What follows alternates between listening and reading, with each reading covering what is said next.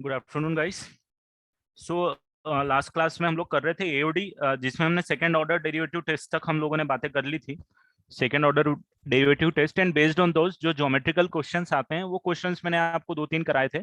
एक दो क्वेश्चंस और ज्योमेट्रिकल क्वेश्चंस मैं आपको करा देता हूँ ताकि आपको उस पर हैंड्स ऑन हो जाए, क्योंकि उसके क्वेश्चंस भी थोड़े आते हैं एग्जाम्स में। ठीक है। और उसके बाद में फिर मैं जो पॉइंट बाकी है, एक तो nth ऑर्डर डेरिवेटिव टेस्ट बाकी, और इसके अलावा जो कुछ कॉन्केविटी वाले पार्ट्स बाकी हैं और पॉइंट ऑफ इन्फ्लेशन वाले जो चीजें हैं उनके बारे में बात करेंगे फिर अपन, ताकि थियोरेटिकल ये चैप्टर को पूरा क्लोज कर दें और फिर प्रैक्टिस का ही सीन बचे बस अपने पास। ठीक है, तो आप लोगों के टेस्ट कब है इस चैप्टर का?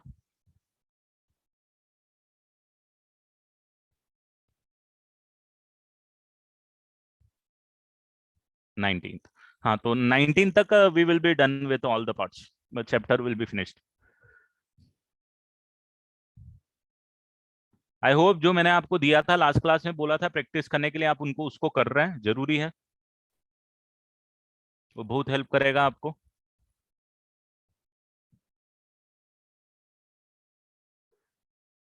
Right circular cylinder in a cone.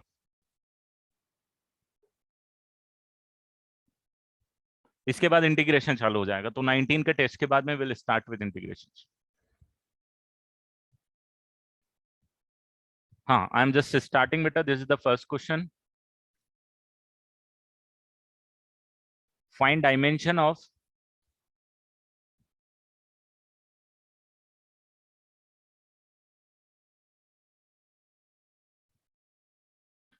Find dimension of cylinder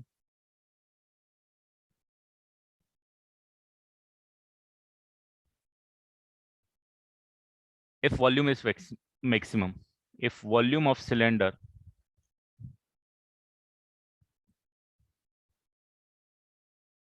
is maximum। ऐसे क्वेश्चन आपको बहुत मिलेंगे।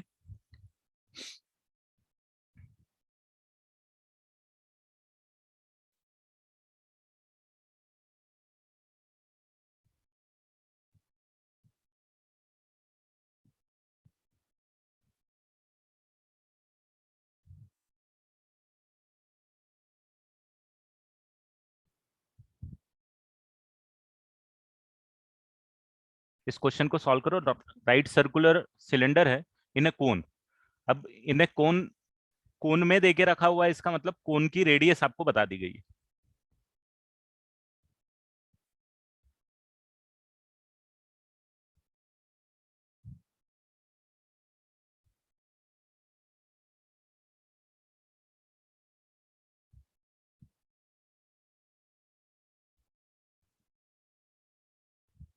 कोन का जो आप डिटेल आपको चाहिए, कोन का आप ले सकते हो। कोन की रेडियस आर और हाइट एच ले लो। रेडियस आर और हाइट एच ले लो।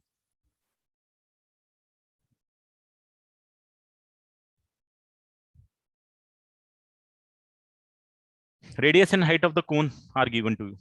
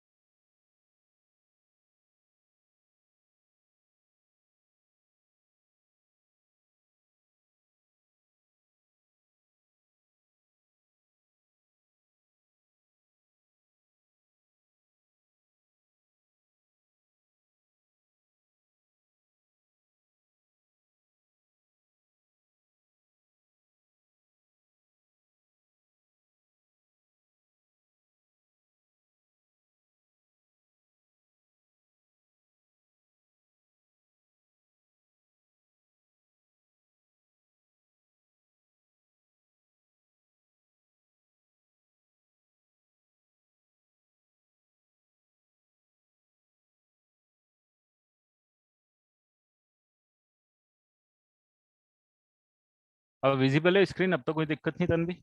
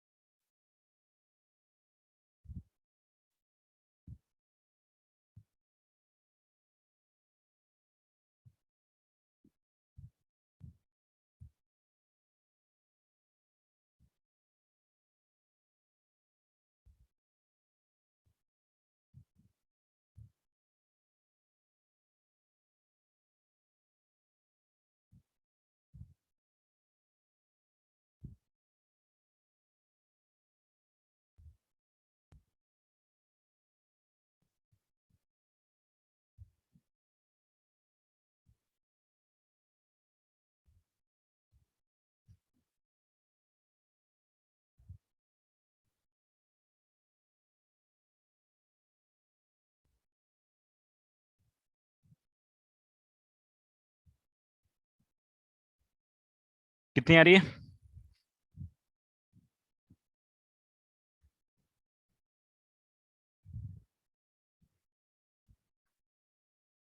कोन के अंदर सिलेंडर है? राइट सर्कुलर कोन, कोन के अंदर सिलेंडर।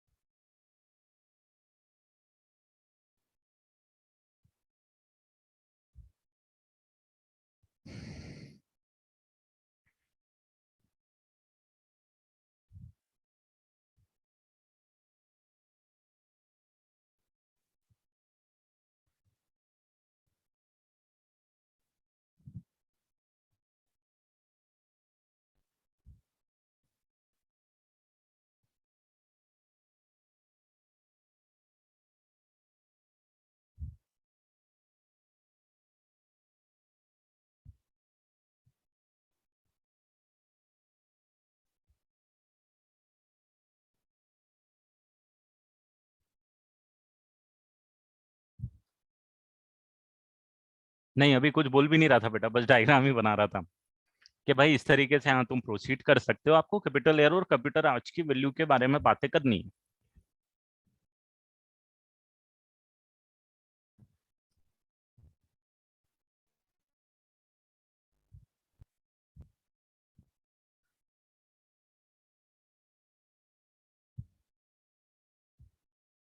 हाँ, ये स्मॉल आर होगा भाई, और ये स्मॉल एच होगा। बिल्कुल सही। जो गिवन है स्मॉल आर और स्मॉल एच इज गिवन। नहीं, वो अलग अलग है, मैंने ध्यान नहीं दिया था।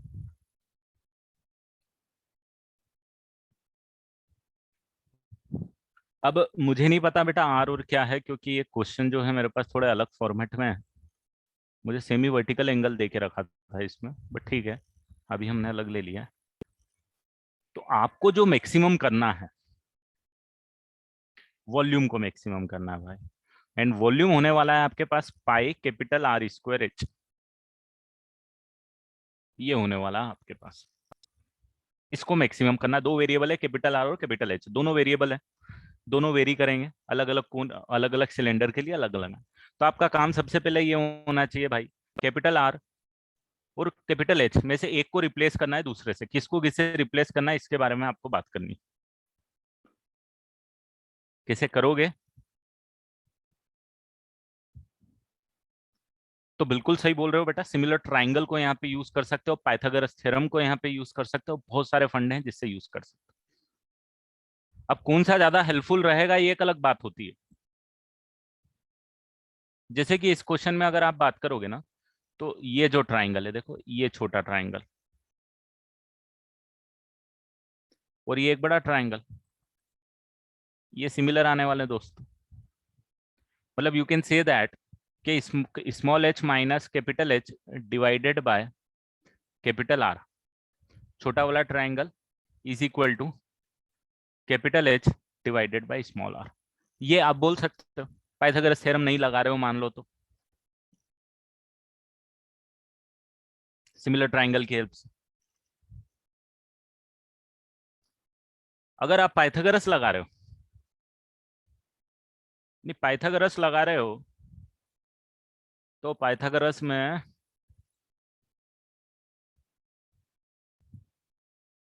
ये पाइथागोरस थोड़ी उल्टी जाएगी यार, पाइथागोरस उल्टी जाएगी बेटा। पाइथागोरस लगाने के लिए आपको लेटरल साइड सीन में लानी पड़ेगी। लेटरल आपको पता है, चलो मैं मान लेता हूँ, पाइथागोरस लगाने में दिक्कत आएगी बेटा। हाँ लेटरल साइड एक्स्ट्रा आएगी, ये साइड को भी अपन मैनेज करेंगे तो एंगल को घुसाना पड़ेगा बेटा अपन को, मतलब ये वाले एंगल को घुसाना पड़ेगा फिर उस इन दैट सेंस, बट ठीक है, ये एंगल को घुसा सकते हो आप, इस एंगल को घुसाने में इतनी ज्यादा दिक्कत नहीं आएगी आप।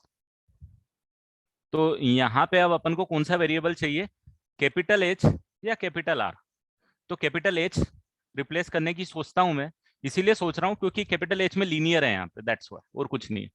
तो अभी मैं कर लूंगा, तो एच माइनस कैपिटल एच मेरे पास आ जाएगा भाई साहब H divided by R into capital R, और कैपिटल एच भाई साहब मेरे पास आ जाएंगे H minus H into R by small R.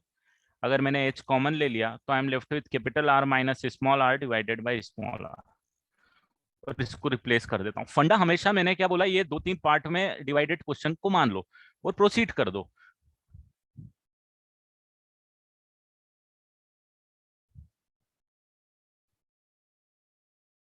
तो क्वेश्चन बिल्कुल इजी लगेगा आपको, नहीं तो अगर आपको ये क्लियरिटी नहीं रहेगी तो बहुत दिक्कत आएगी। अगर आप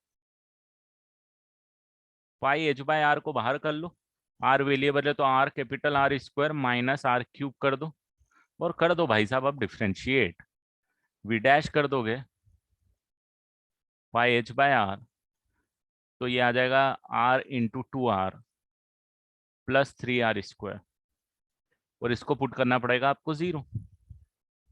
सो देयरफॉर आपका आंसर क्या, अरे माइनस, माइनस रे भाई minus. So therefore 3 R square must be equal to 2 capital R small R, तो ये कैंसिल हो जाएगा, तो कैपिटल आर जो आएगी आपके पास वो 2 r/3 आ जाएगी भाई। और अगर आप डबल डिफ्रेंशिएट करोगे, डबल डिफ्रेंशिएशन आपको बताएगा कि मैक्सिमा आएगा कि मिनिमा आएगा, तो ये पाई एच आर को तो कोई फर्क नहीं पड़ रहा, सब कांस्टेंट है। ये आ जाएगा आपके पास twice of R minus 6 of capital R. अब पुट करके देख लो ये नेगेटिव आ रहा है कि पॉजिटिव आ रहा है। तो अगर ये वाली आर की वैल्यू आप पुट करोगे इसके अंदर, तो ये आ जाएगा आपके पास 6 × 2 बाई आर/3, ये कैंसिल होके आ जाएगा आपके पास 4 आर, तो 2 r माइनस 4 r आ जाएगा, आ गया negative. So therefore V double dash जो है coming less than 0, therefore at capital R is equal to 2 r/3 we will get maxima. खत्म, क्वेश्चन ही खत्म अब तो क्या, कैपिटल आर की वैल्यू मिल गई स्मॉल आर के रेस्पेक्ट में, बाकी भी आपको मिल जाएगा। अब आपको क्या निकालनी थी, हाइट भी निकालनी ना भाई, ये हाइट भी वेरिएबल है, तो ये हाइट तो आपको पता ही है, कैपिटल एच की वैल्यू स्मॉल आर की वैल्यू यहाँ पुट करोगे, आपके पास हाइट की वैल्यू भी आ जाएगी एच के रेस्पेक्ट में, कितनी आ जाएगी, एच मल्टीप्लाई बाय h/3 आ जाएगी कैपिटल एच, तो हाइट आ जाएगी डिवाइडेड में 3 रखना पड़ेगी, और जो रेडियस है वो 2r/3 रखना पड़ेगी, you will get the maximum volume. तो क्वेश्चन कॉम्प्लिकेटेड नहीं है बेटा, आपको बस ये समझना है किसको निकालना है। h/r तो कांस्टेंट है रे भाई मेरे, स्मॉल h/स्मॉल r are given to you.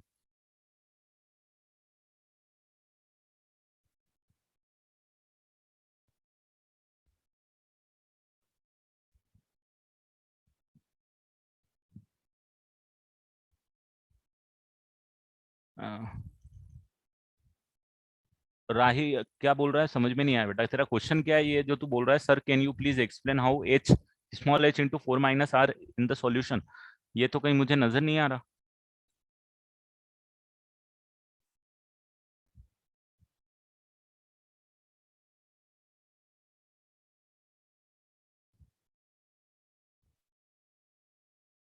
देखो तो ओवरऑल क्वेश्चन इस टाइप के 3 ही पार्ट में डिवाइडेड है। एक ये फर्स्ट पार्ट है,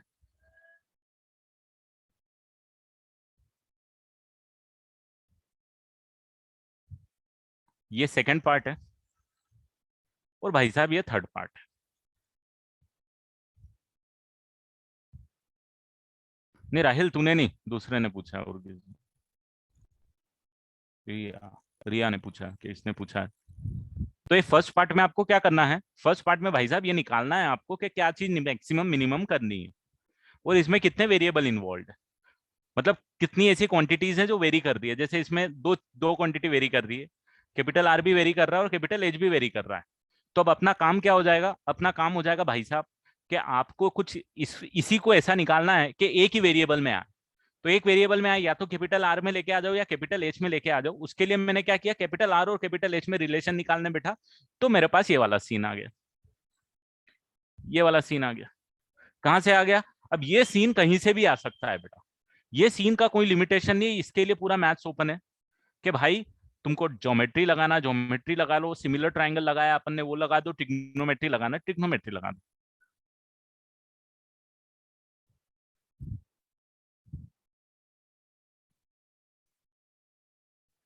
ठीक है रिया, उसको अपन भाव ही नहीं देंगे। तो ये जैसे ही आपके पास आ गया, अब आपको मिल गया कि यहाँ पे अब जो भी चीज इन्वॉल्व है यहाँ पे नोटिस करना आप, ये आपको गिवन है बेटा, ये भी आपको गिवन है बेटा, ये भी आपको गिवन है। जो वेरिएबल इन्वॉल्व है वो दो ही वेरिएबल इन्वॉल्व है, एक ये वाला इन्वॉल्व है और एक ये वाला इन्वॉल्व है। तो कैपिटल एच और कैपिटल आर में आपस में रिलेशन आ गई, मैंने कैपिटल एच निकाल दिया। मैंने बोला भी मैं कैपिटल आर नहीं निकालता हूँ यार, कैपिटल आर लगाऊंगा तो स्क्वायर का फॉर्मूला लग जाएगा, इसलिए मैंने कैपिटल एच को रिप्लेस किया। तो कैपिटल एच की वैल्यू निकाल दी दोस्तों, ये वाली, इसको रिप्लेस कर दिया यहाँ पे कैपिटल एच की जगह, और बस फंक्शन बना दिया। ये जो एम था मेरा, मैंने क्या बोला कि वॉल्यूम को आपको एक ही वेरिएबल के टर्म में निकालना है दोस्तों, ये वेरिएबल के टर्म में आ गया।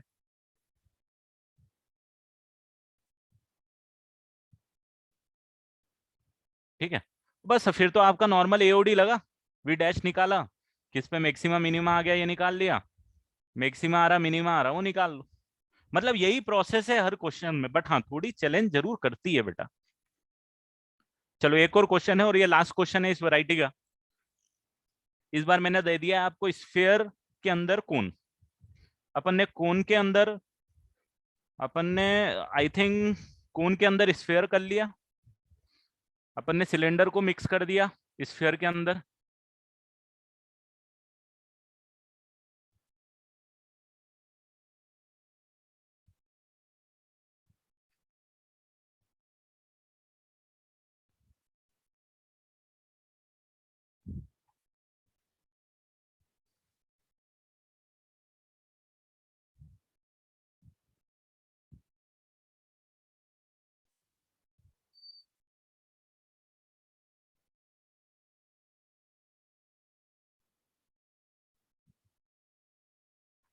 ना मैं आंसर भी वही करूंगा बेटा, आप टेंशन मत लो। आपने नोटिस किया मैं आंसर वही करता हूँ जो थोड़े मेरे को लॉजिकल लगते हैं, या मुझे लगता है कि नहीं ये जेन्युइन डाउट है। अगर कोई जेन्युइन डाउट नहीं है तो मैं उसको ज्यादा इंटरटेन नहीं करता हूँ, इसीलिए तो म्यूट पे भी रखता हूँ। क्यों भाई, जिसको सीरियसली पढ़ना वही पढ़ेगा, मैं यहाँ इंटरटेनमेंट कराने के लिए बैठा नहीं हूँ।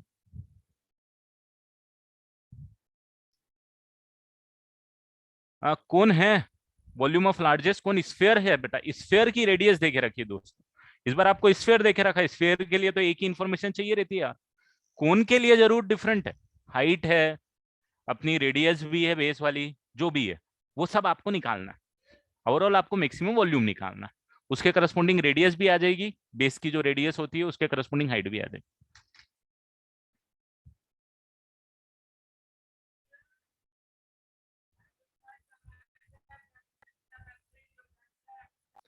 4 इन माई ट्रैक बेटा, इन माई ट्रैक अपन एओडी कंप्लीट हो जाएंगे, इंटीग्रेशन चालू करूंगा, इनडेफिनेट इंटीग्रेशन होगा, फिर डेफिनेट इंटीग्रेशन होगा, फिर एरिया अंडर कर्व होगा,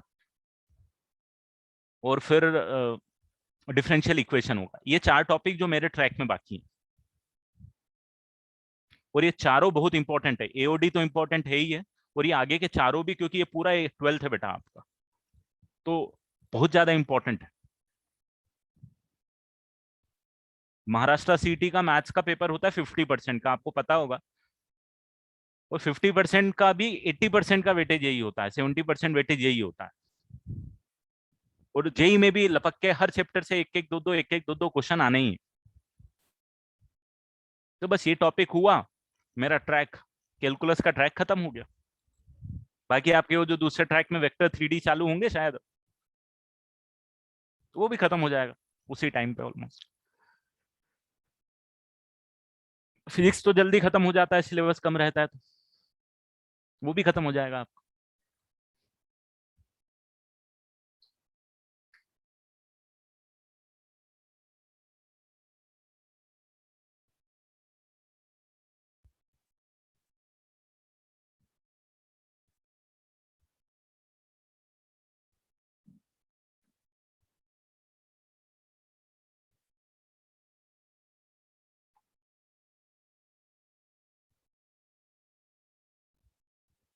इसमें भी वही है, डायग्राम बना के चालू हो जाओ, ज्योमेट्री लगेगी बेटा, कुछ नहीं है।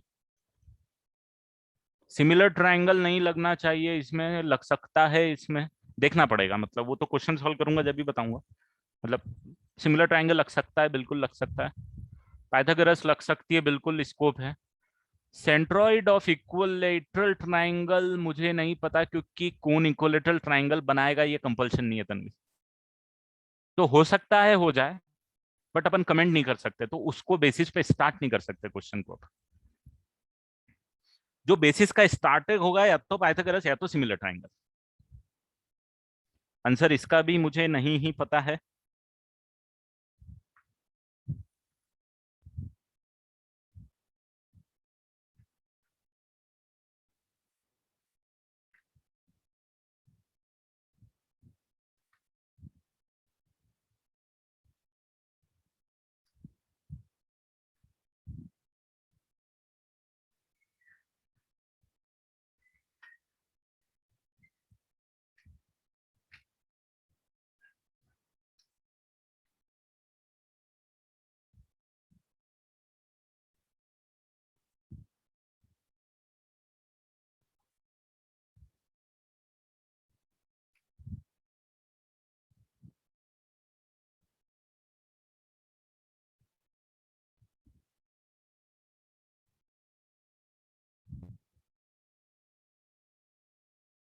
ये हो सकता है आपको थोड़ा सा ना टफ पड़े।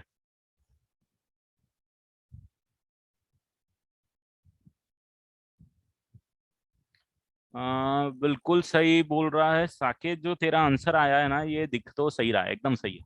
सही है बेटा, गुड। जब तेरी हाइट सही है।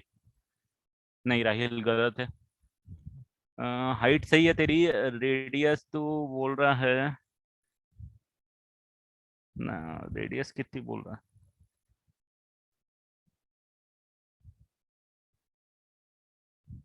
रेडियस नहीं है मेरे पास भी।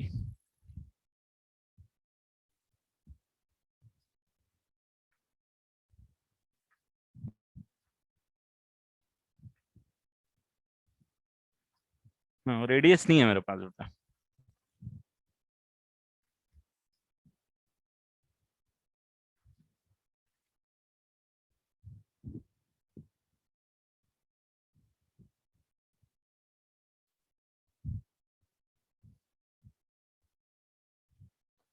एक और क्वेश्चन देता हूँ मैं, ज्योमेट्री का नहीं देता हूँ, एक दूसरा क्वेश्चन देता हूँ।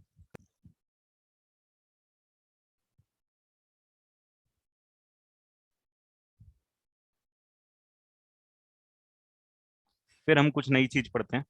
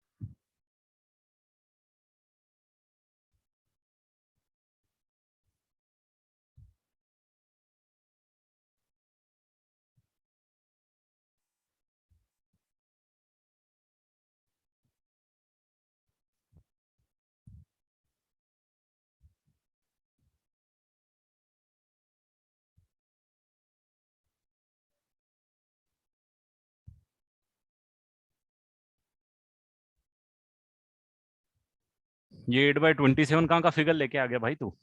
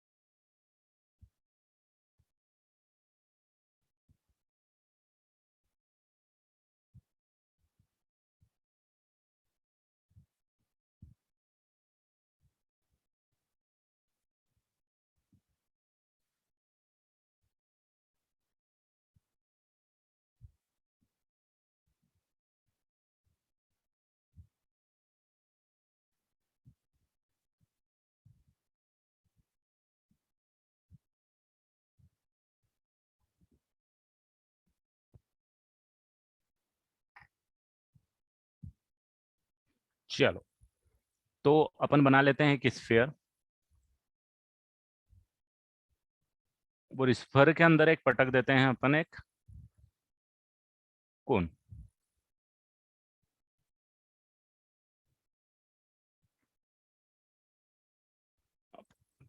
कोन भी सॉलिड फिगर है। ये हो गया कोन का रेडियस। डेफिनेटली डेफिनेटली डेफिनेटली ये जो लाइन ज्वाइन करेगी इसी पे कहीं पे स्फीयर का सेंटर भी लाइक करने वाला है। इसमें कोई डाउट आप रखना मत, है ना, क्योंकि 3D फिगर है यार।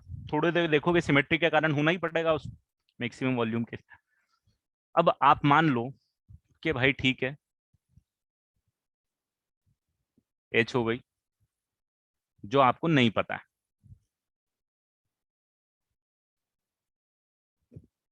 स्मॉल आर हो गई जो आपको नहीं पता है,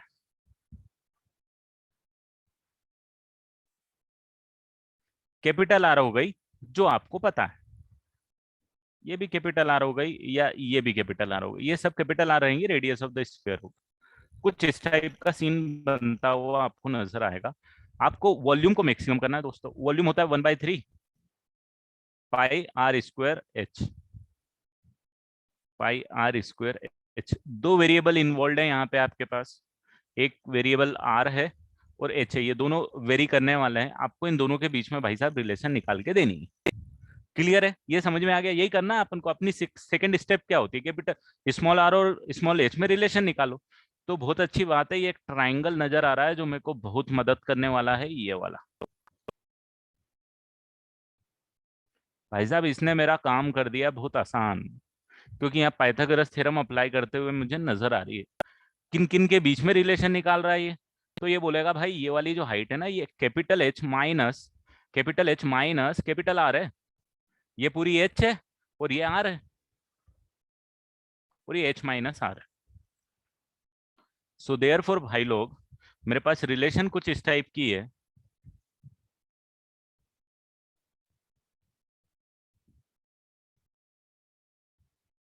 ये रिलेशन है भाई। अब ये जैसे भी आपको रिजल्ट दे दे, वॉल्यूम को मैक्सिमम कर देना है। H square plus capital R square minus twice of H capital R plus R square is equal to capital R square. अब स्मॉल एच को रिप्लेस करूं कि स्मॉल आर को रिप्लेस करूं, तो आप थोड़ा सा देखोगे सर, अगर अपन थोड़ा भी सोचे ना, तो आर स्क्वायर को सब्स्टिट्यूट करेंगे तो मजा आएगा। अगर एच को सब्स्टिट्यूट करने बैठे तो बहुत दिक्कत आने वाली है सर, क्योंकि एच में बनी हुई है क्वाड्रेटिक, और जहां क्वाड्रेटिक बनी हुई है वहां दिक्कत है, और आर स्क्वायर की डायरेक्ट वैल्यू ये दे रहा है, आर स्क्वायर सब्स्टिट्यूट करना है, बहुत अच्छा काम है अपने। तो ये थोड़ा सा भेजा लगाना है। भेजा जब लगाओगे, जब आप यहाँ तक पहुंचोगे, आपको ये प्रोसेस क्लियर होगी। पहली स्टेप अपनी डन है, क्या निकालना हमको पता है, कितने वेरिएबल है हमको पता है। दूसरी स्टेप, जो वेरिएबल है उनके बीच में रिलेशन निकालना। तीसरी स्टेप भाई साहब क्या करना है, अब तो बस अपना काम आसान है, अब तो कोई दिक्कत वाली बात नहीं। तीसरी स्टेप दिक्कत नहीं देती है, दिक्कत जो देती है वो सेकंड स्टेप ही देती है। तो भाई अपन को मैक्सिमम करना है वॉल्यूम, पाई बाय 3 ले लो, आर स्क्वायर को सब्स्टिट्यूट कर दो,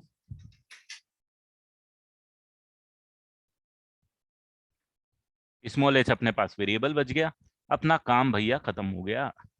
अब तो कुछ बचा ही नहीं क्वेश्चन में। 2 capital R H square minus H cube. तो प्रोसेस मैंने क्या बोला, अगर आप वो प्रोसेस पे ध्यान दे रहे हो बेटा तो क्वेश्चन होते जाएंगे आपके। अगर वो प्रोसेस पे आप ध्यान नहीं दोगे तो चमकेगा ही नहीं कि आगे बढ़ूं कैसे।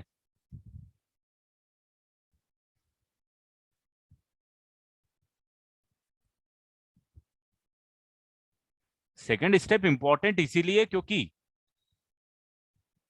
ये जो दो वेरिएबल यहाँ पे इन्वॉल्व है तेरे पास, कौन से, एच और एर, इनके बीच में रिलेशन निकालना है। अब इनको बीच में रिलेशन निकालने के लिए कभी पाइथागोरस थ्योरम यूज हो गई, कभी ट्रिग्नोमेट्री यूज हो गई, कभी ज्योमेट्री यूज हो गई, कुछ भी यूज हो सकता है, जैसे यहाँ पाइथागोरस थ्योरम यूज हो गई। इसीलिए वो क्लिक करना चाहिए, वो होना चाहिए। बाकी बाकी क्या निकालना ये पता चल जाता है। ये आने के बाद मैं किसी भी बच्चे से बोलूंगा मैक्सिमम मिनिमा निकालना, तो बचपन से उसको रटा दिया गया 11 से कि डिफरेंशिएट करके निकाल ले भाई।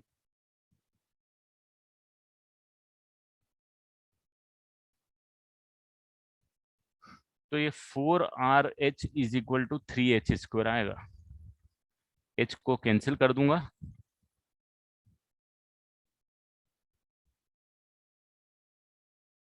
और वी डबल डैश अगर मैं निकालूंगा कि भाई मैक्सिमा देगा मिनिमा देगा, वैसे तो मैक्सिमा ही देगा, मिनिमा तो सवाल ही नहीं उठता इधर निकालने का, बट ठीक है,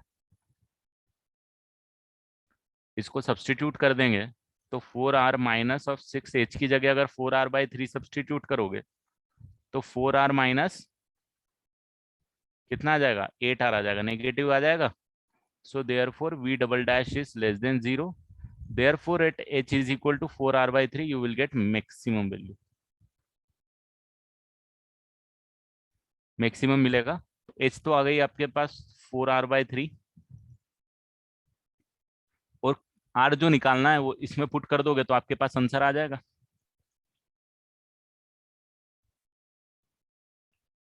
और वॉल्यूम पूछता है मिनिमम, तो इसमें आर स्क्वायर और एच की वैल्यू पुट कर देना। आर स्क्वायर की वैल्यू कितनी होगी वो निकाल लेते हैं अपन। 4R/3 16/9 18 2, 2R²/9 √2R/3।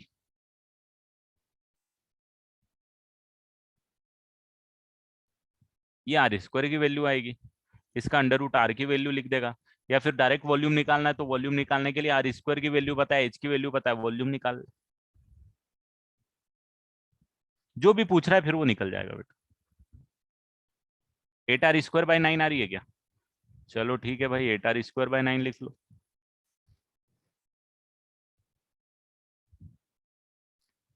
अरे भाई जो वेरिएबल है उसमें ही तो डिफ्रेंशिएट करूंगा मैं। If I am taking variable, अगर दोस्त यहाँ पे वेरिएबल मेरे पास एच में मैं लेके आ गया हूँ तो एच के रेस्पेक्ट में डिफ्रेंशिएट करूंगा। अगर यहाँ आर के रेस्पेक्ट में लेके आता तो आर के रेस्पेक्ट में डिफ्रेंशिएट करता। जो फंक्शन है उसी के रेस्पेक्ट में, फंक्शन एक्स में देके रखा है तो एक्स के रेस्पेक्ट में डिफ्रेंशिएट करो। फंक्शन अगर मतलब जिसके रेस्पेक्ट में जो वेरिएबल है उसी के रेस्पेक्ट में तो डिफ्रेंशिएट करेगा। कैपिटल आर तो कांस्टेंट है यार, हाँ कैपिटल आर को तो थोड़ी इज्जत दे दो। कैपिटल आर तो कांस्टेंट है, गिवन है मतलब कांस्टेंट, ये कांस्टेंट तो कांस्टेंट के रेस्पेक्ट में तो डिफरेंशिएट कर ही नहीं सकते। जो वेरिएबल है उसी के रेस्पेक्ट में डिफरेंशिएट करें।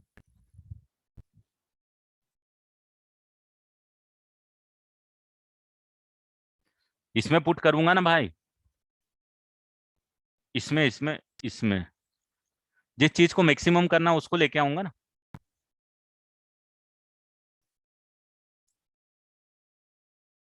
प्रोसेस वही है हर क्वेश्चन में, आप देखो इसीलिए मैंने इसके जो 4-5 क्वेश्चन कराए हर में मैंने ये बोला है, ये पहली स्टेप, ये दूसरी स्टेप, ये तीसरी स्टेप, पहली स्टेप दूसरी स्टेप। अपने आप से भी आपको यही सवाल पूछना है जब आप क्वेश्चन सॉल्व करोगे।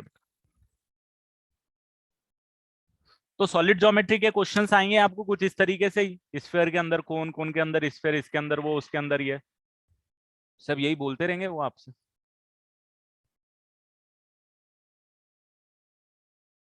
नहीं नहीं,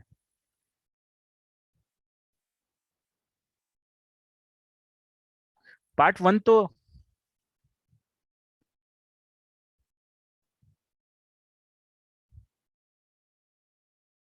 यस राइट राइट एकदम।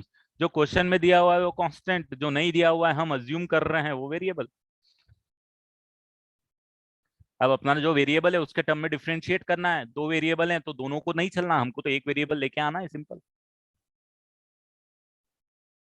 तो वॉल्यूम है, वॉल्यूम को आपको मैक्सिमम करना है, लार्जेस्ट वॉल्यूम पूछ रहा है, तो भाई इस चीज को मैक्सिमम करना है। वॉल्यूम किसका करना है, कौन का करना है, किसके अंदर है कौन, स्फीयर के अंदर है। स्फीयर की रेडियस क्या है, गिवन है capital R, capital are given है बस।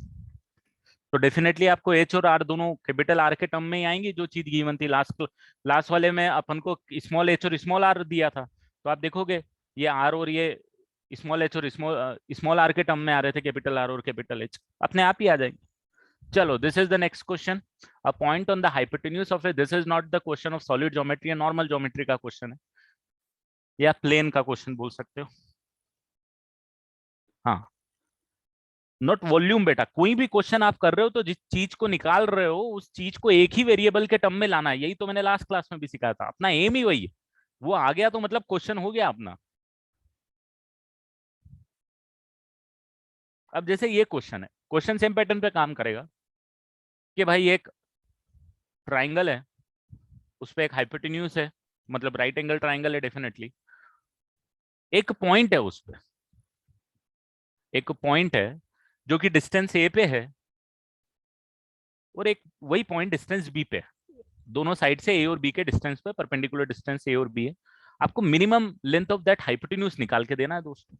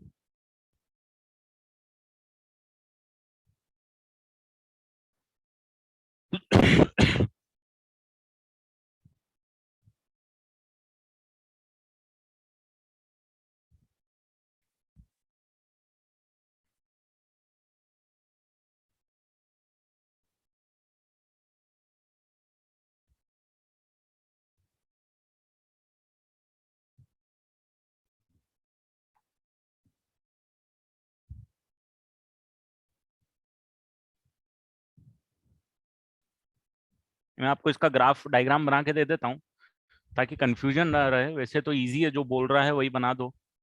बोल रहा है एक राइट एंगल ट्राइंगल है भाई,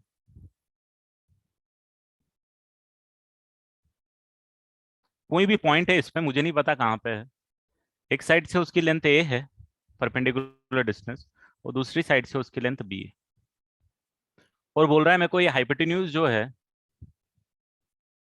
इसको मैक्सिमम करना है,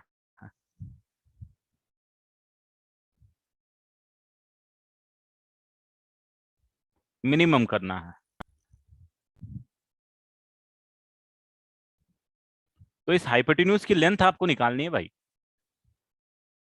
तो अब आपको समझ में आ गया होगा कि अगर इसकी लेंथ h ले लेता हूं मैं, तो इस h को मिनिमम करना है। अब h का फॉर्मूला क्या आएगा? तो भाई इसमें कोई फॉर्मूला तो है नहीं कि नहीं, जैसे अपन पिछले क्वेश्चन में कर रहे थे, तो भाई हम कोन की बात कर रहे थे तो π/3 आर स्क्वायर एच लगा दो, या सिलेंडर की बात कर रहे थे तो इसमें ऐसा तो कुछ है नहीं, बट आपको कहीं ना कोई वेरिएबल घुसाने पड़ेंगे। घुसाओ, लगा दो दिमाग। तो ये देख के आपको कुछ क्लिक कर गया, एक आधे ने तो मेरे को बोल भी दिया सर ऐसे कर ले क्या, तो सही बोल रहा राहित, कर सकता है वैसे तो।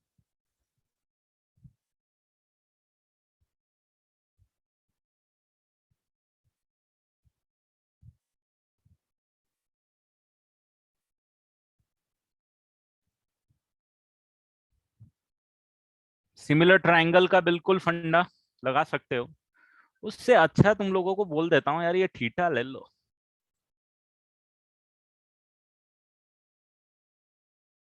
आई थिंक वो ज्यादा अच्छे से काम कर जाएगा। नहीं, ये भी थीटा मत लो, ये थीटा से अच्छा ये थीटा ले लो। क्योंकि भाई साहब जब आपने ये थीटा ले लिया, तो आपका काम थोड़ा सा आसान होता हुआ दिखेगा। क्योंकि एच जो है वो ए का साइन थीटा का कंपोनेंट प्लस बी का भी साइन थीटा का कंपोनेंट, नहीं वी का कॉस थीटा का कंपोनेंट आएगा।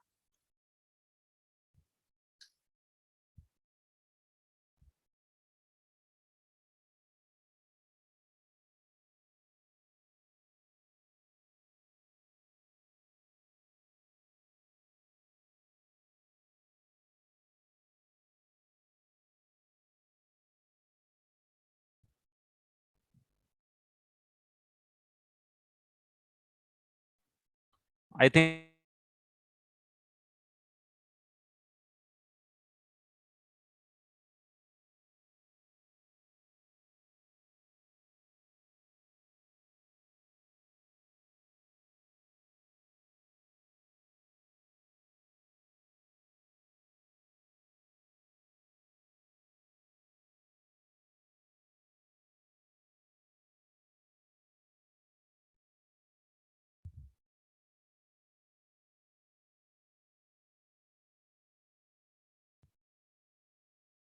अरे ए बाय साइन थीटा आएगा, सही बोल रहे हो, मैंने गलत लिख दिया, ए का एच का कंपोनेंट आएगा ना।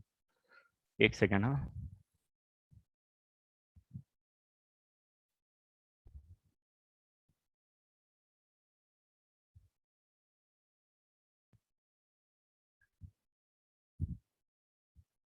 ए बाय साइन थीटा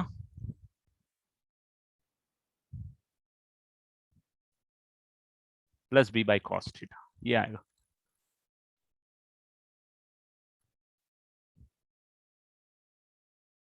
ये वाली जो लेंथ है वो आ जाएगी ए बाय साइन थीटा, और ये वाली जो लेंथ है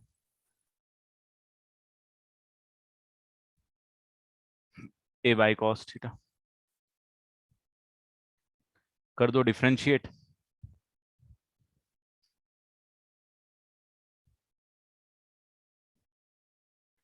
वो निकाल लो।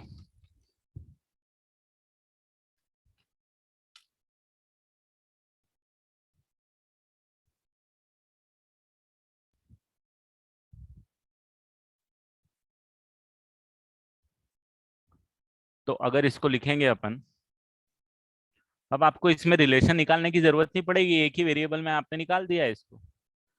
ए of cosec theta plus b of sec theta, एक ही वेरिएबल है थीटा, एच डैश करोगे,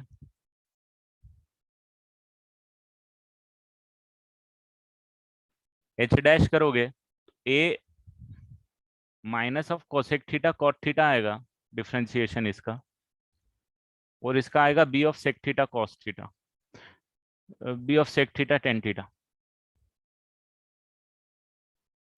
तो देयर फोर ये माइनस है, इनको कॉस बाय साइन स्क्वायर लिख देता हूँ, तो cos theta by sine square theta right hand वाला हो जाएगा, और इक्वल टू इसको भी प्लस कर देता हूँ और इसको बी लिख देता हूँ साइन थीटा बाय,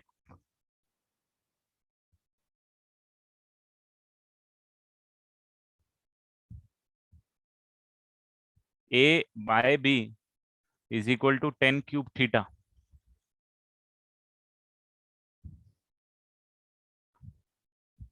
हो गया, आपका काम ही हो गया भाई।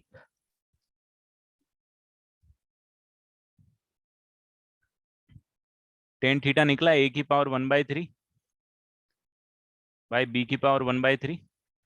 तो ये आ जाएगा आपके पास ए की पावर 2/3 प्लस बी की पावर 2/3। अब आपको एच की वैल्यू मैक्सिमम करनी थी, मिनिमम करनी है। कोसेक थीटा आपके पास कितना आ जाएगा? अंडर रूट ऑफ ए की पावर 2/3 प्लस बी की पावर 2/3 डिवाइडेड बाई ए की power 1/3 plus b into under root of a की पावर 2/3।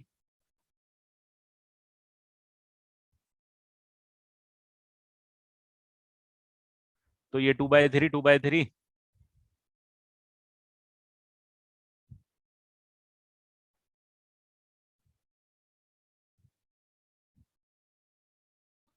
ये कैंसिल हो जाएगा। ए की पावर 1/3 ए की पावर 2/3, तो ये तो कुछ इस टाइप से आ जाएगा यार। अंडर रूट ऑफ ए की पावर 2/3 प्लस बी की पावर 2/3 कॉमन ले लूंगा, और मेरे पास बच जाएगा अंडर रूट ए की पावर 2/3 प्लस बी की पावर 2/3। मतलब बोले तो ए की पावर 2/3 प्लस बी की पावर 2/3 की पावर 3/2। तो आप देखोगे तो देखो, क्वेश्चन ये जब आप इस मेथड से सॉल्व करोगे ना, चीजें दिमाग में रखोगे किस तरीके से प्रोसीड करना, तो कोई इतने कॉम्प्लिकेटेड नहीं। आपको शुरू के हिंट जरूर मिलनी चाहिए।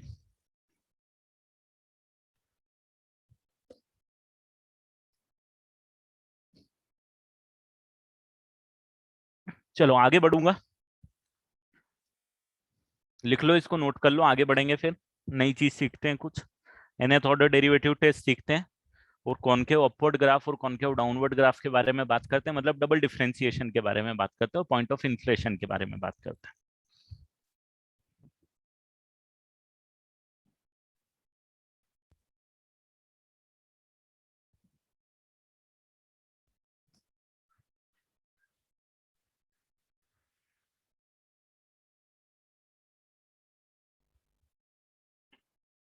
कहाँ पे प्रॉब्लम आ रही है बेटा? ये समझ में आया आप लोगों को?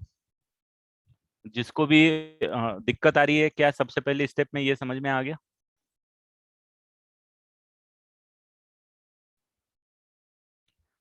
तो ये भी वही लिखा हुआ है। अब मैंने कुछ नहीं किया, इसको डिफरेंशिएट कर दिया बेटा। कॉसेक थीटा का differentiation minus cosec into coat, और सेक थीटा का सेक थीटा इंटू टेन, दोनों को इक्वल टू 0 कर दिया। यहाँ पे मैंने लिखा नहीं, भूल गया मैं, है ना। एच डैश एक्स को एफ डैश एक्स को 0 पुट कर दिया, इसको इधर लेके आया, माइनस माइनस कैंसिल हो गया। ये कॉसेक को 1/sin और कॉट को कॉस बाय साइन लिखा, तो ये कॉस बाय साइन आ गया, और इसको 1/cos और साइन बाय कॉस लिखा, तो साइन बाय कॉस स्क्वायर आ गया। बी को नीचे लेके आया, साइन को इधर ले गया, कॉस को इधर लेके आया, तो साइन क्यूब अपन में कॉस क्यूब 10 क्यूब थीटा आ गया। तो 10 क्यूब थीटा की वैल्यू a/b है, तो 10 थीटा की वैल्यू कितनी आएगी? ए की पावर 1/3 डिवाइडेड बाई बी की पावर 1/3, ये आ गया। इसमें पाइथागोरस थ्योरम लगाऊंगा, तो इसका स्क्वायर अंडर रूट में ये आ गया। एच की वैल्यू निकालनी थी, कॉसेक की जगह ये लगा दिया, और सेक की जगह ये लगा दिया। Cosec is this divided by this, and sec is this divided by this.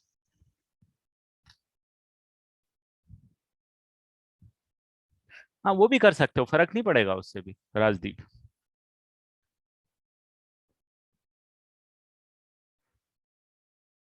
चलेगा, मतलब आप एंगल दूसरा भी लोगे, जैसे मैं पहले ले रहा था, वो भी चल जाएगा कोई।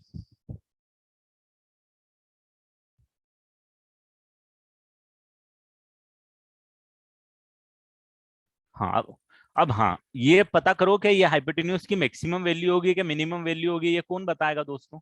ये बताएगा डबल डिफरेंशिएशन। अपन ने लगाया नहीं, मैंने मान ही लिया कि मिनिमम ही है, बट जब भी आप एग्जाम में करोगे, वैसे तो एक ही वैल्यू आ रही है, तो डेफिनेटली वो मिनिमम पूछ रहा है, तो मिनिमम की ही आ रही होगी।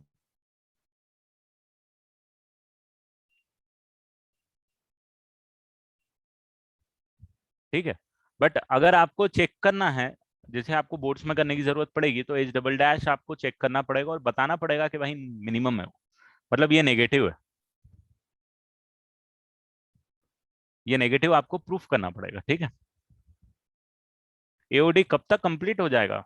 आपके टेस्ट के पहले तक पूरा कंप्लीट करके प्रैक्टिस भी करा दूंगा। आज तो पूरा कंप्लीट करवा दूंगा थ्योरेटिकल पार्ट। बस प्रैक्टिस और कुछ ऐसी चीजें जो प्रैक्टिस में जरूरी पड़ती हैं वो आएंगी। चलो बढ़ जाऊं आगे। हाँ पॉजिटिव होगा भाई।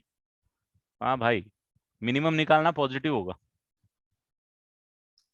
ये देख लो प्रीवियस क्वेश्चन भाई।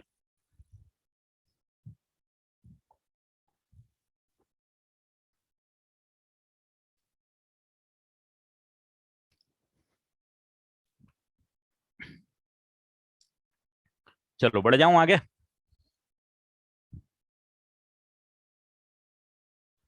तो till now what we have completed is we have completed second order derivative test.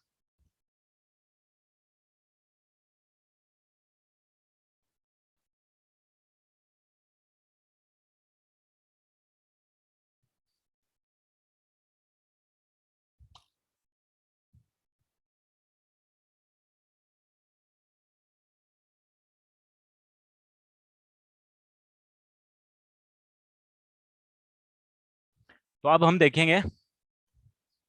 हाँ आगे के चैप्टर बड़े हैं बेटा, इस ट्रैक में चैप्टर बड़े हैं बट इंपॉर्टेंट है। nth derivative test.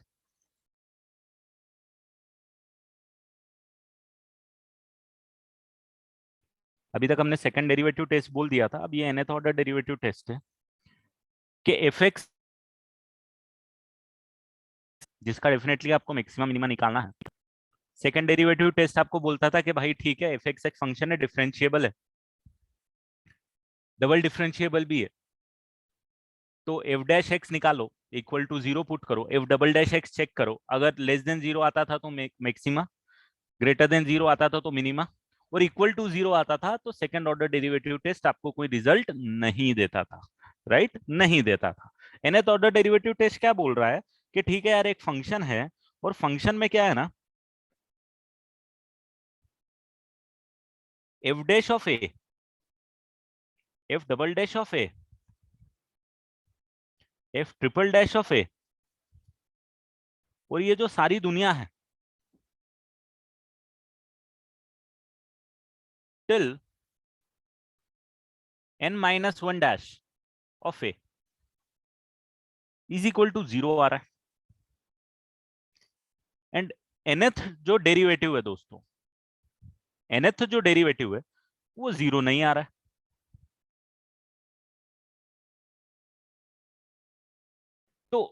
तो क्या होगा, तो मैक्सिमा मिनिमा क्या आएगा? ध्यान देना मैं क्या बोल रहा हूं। जैसे कि आपने जो फर्स्ट डेरिवेटिव टेस्ट देखा था, सॉरी सेकंड डेरिवेटिव टेस्ट जो आपने देखा था, वो क्या करता था? आप बोलते थे कि सर एफ डैश एक्स को जीरो पुट करो, यहां से एक्स की वैल्यू निकालो, तो सपोज एक्स की वैल्यू ए आ गई। यहाँ पे भी वो सीन है, एफ डैश ऑफ ए की वैल्यू आपने जीरो ली है, बिल्कुल वही पॉइंट निकाला है जहां पे एफ डैश एक्स जीरो है। और फिर आप एफ डबल डैश चेक करो सर, कि एफ डबल डैश की एक्स इक्वल टू ए पे पॉजिटिव आ रही है कि नेगेटिव आ रही है। सर अगर पॉजिटिव आ रही है तो मिनिमा आ रहा है, अगर नेगेटिव आ रही है तो मैक्सिमा आ रहा है। और सर अगर जीरो आ रही थी तो हमको नहीं पता क्या आ रहा। राइट, ये आपने पढ़ा था। क्रिटिकल पॉइंट तो ये बिल्कुल है, क्रिटिकल पॉइंट पे ही चेक करना होता है मैक्सिमा मिनिमा। बट जब आप डेरिवेटिव टेस्ट लगा रहे हो तो उसमें फंक्शन को डिफरेंशिएबल भी होना जरूरी है। क्रिटिकल पॉइंट में जरूरी नहीं है कि फंक्शन डिफरेंशिएबल हो। राइट, क्रिटिकल पॉइंट की दो कंडीशन लिखवाई थी मैंने, याद है? या तो डिफरेंशिएबल हो और एफ डैश एक्स जीरो हो, या तो फंक्शन डिफरेंशिएबल ही ना हो। अगर डिफरेंशिएबल है तो ये डिफरेंशिएशन वाले रूल लगेंगे जो हमने सेकेंड ऑर्डर डिफरेंशिएशन या देखा। और अगर फंक्शन डिफरेंशिएबल नहीं है तो जो हमने जो बेसिक एकदम फर्स्ट प्रिंसिपल और एकदम बेसिक जो डेफिनेशन देखी उससे आप मैक्सिमा मिनिमा जज करोगे। ठीक है, चलो तो ये सेकेंड डिफरेंशिएशन रूल आपका ये था दोस्तों। अब यहाँ पे हम कहानी हमारी यहाँ पे रुक रही थी कि भाई f dash double a zero आ गया तो क्या करें। तो ये nth ऑर्डर डेरिवेटिव टेस्ट ने बोला आप सिर्फ डबल डिफरेंशिएशन की बात मत करो, अपन तो जनरलाइज कर देते हैं भाई। जनरलाइज कर देते हैं मतलब आपको जहां तक भी ले जाना है वहां तक ले जाओ, ये जीरो कहीं तक भी आ रहा है चल जाएगा। जैसे एक एग्जांपल आपको बताता हूँ, एक्स क्यूब ले लो। एक्स की पावर 4 ले लो, एक्स की पावर 5 ले लो, इनका डिफरेंशिएशन देखो कितनी जगह जीरो आएगा। पहला डिफरेंशिएशन 3x² होता है, फिर आपके पास 6x होता है, फिर आपके पास 6 होता है। तो ये इक्वल टू जीरो आप पुट करोगे, एक्स इक्वल टू जीरो पे ये भी जीरो आएगा, तो इसमें डबल डिफरेंशिएशन रूल नहीं लगता है। इसमें तो भाई साहब 4x³ 12x², 24x और 24, इसमें ये फर्स्ट ऑर्डर डिफरेंशिएशन, ये सेकंड जीरो आएगा एक्स इक्वल टू जीरो पे, थर्ड भी जीरो आएगा और फोर्थ नॉन जीरो आएगा। यहाँ पे ये कितना हो जाएगा, ये आ जाएगा 5x⁴, 20x⁴, 60x², फिर 120x, और for that sense this is 120। तो ये first differentiation, second, third, fourth और फिफ्थ जाके आपके पास नॉन जीरो आएगा एक्स इक्वल टू जीरो पे, जहां पे एफ डैश जीरो होगा। ये जीरो होगा एक्स इक्वल टू जीरो पे, एक्स इक्वल टू जीरो पे ये भी जीरो, ये भी जीरो, ये भी जीरो, ये भी जीरो। तो जरा मुझे ये बता दो दोस्तों, इसके लिए एन की वैल्यू क्या होगी? ये जो यहाँ पे एन है ना अपने पास, कौन सा वाला एन बता देता हूं, ये वाला या ये वाला, एन की वैल्यू क्या होगी? इस केस में एन की वैल्यू कितनी होगी दोस्तों? ये फर्स्ट ऑर्डर है, ये सेकंड ऑर्डर है, ये थर्ड ऑर्डर है, और ये fourth order is non zero. N is equal to 4 बेटा इसमें है। फर्स्ट ऑर्डर है, second order differentiator, third order, fourth order, fifth order, N is equal to 5। First order zero है, सेकंड ऑर्डर जीरो है, third order non zero है। बाकी x² में तो आपको पता है, आपका ये सेकंड ऑर्डर डेरिवेटिव टेस्ट ही लग जाएगा, है ना। x³ या ये जस्ट एक एग्जांपल दे रहा हूँ, बहुत इजी एग्जांपल है ताकि आपको समझ में आ जाए, ठीक है। अब ये पंगा आपको, ये चीज समझ में आ गई कि nth डेरिवेटिव टेस्ट कंडीशन क्या बोल रहा है भाई साहब, एफ डैश एक्स तो जीरो ले ही लो। अब इसके अलावा अगर F double dash x, F triple dash x, कहीं तक भी आपको जाना है चले जाओ, एन की वैल्यू कुछ भी हो, डजेंट मैटर, डेफिनेटली एक इंटीजर ही होने वाली है, that to be positive integer ही होने वाली है। दो केस बना लो कि भाई साहब एन इवन होगा तो क्या हो जाएगा, और एन ऑड होगा तो क्या हो जाएगा। जैसे कि एन ऑड होगा तो ये पहला केस एन इक्वल टू 3 और एन इक्वल टू 5 वाला है, और एन इवन वाला क्या है आपके पास, एन इक्वल टू 4 वाला, एक्स की पावर 4 वाला केस। तो अगर एन इवन है दोस्तों, एन इवन है, तो फिर आप चेक करोगे कि भाई ये जो एफ एन ए आया है ना, ये पॉजिटिव है कि नेगेटिव है। तो ये अगर पॉजिटिव है, हाँ बाकी तो डिफरेंशिएशन जीरो ही आ जाएगा मेरे पास। कंफ्यूज मत हो, नॉन जीरो कब आ रहा है, दैट्स ऑल, आपको नॉन जीरो लेके आना है, दैट इज यूर एम। आ गया नॉन जीरो, यहाँ पे ये 24 आ गया, ये 120 आ गया, जहां पे नॉन जीरो आ गया वहां पे रुक जाना है। नहीं तो इसको डिफरेंशिएट करोगे तो फिर जीरो आ जाएगा, फिर बोलोगे सर वापस जीरो आना चालू हो गया। तो बिल्कुल आना है, कांस्टेंट का डिफरेंशिएशन तो जीरो आना है, बट जहां पे नॉन जीरो आ गया वहां पे रुक जाना है दोस्तों। नॉन जीरो मतलब किसका, f dash f nth order derivative at x equal to a non zero आ गया। तो अगर नॉन जीरो आ गया है तो भाई या तो पॉजिटिव आ गया या तो नेगेटिव आ गया, दो ही केस बनते हैं। फंडा वही कि अगर पॉजिटिव आ गया तो मिनिमा आ जाएगा, और नेगेटिव आ गया तो मैक्सिमा आ जाएगा। और अगर एन की वैल्यू ऑड हो गई तो भाई साहब ना तो मैक्सिमा आ रहा है, ना इधर मैक्सिमा नॉर मिनिमा।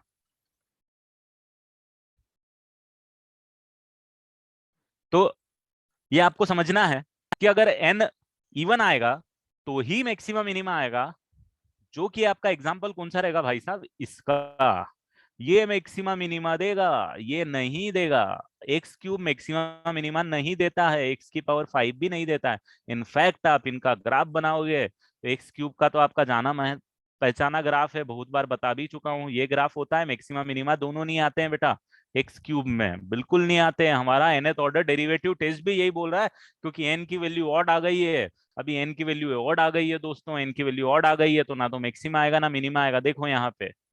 और x की पावर 5 का भी ग्राफ कुछ सिमिलर ही जाएगा, x की पावर 4 का ग्राफ कुछ ऐसा चला जाएगा बेटा।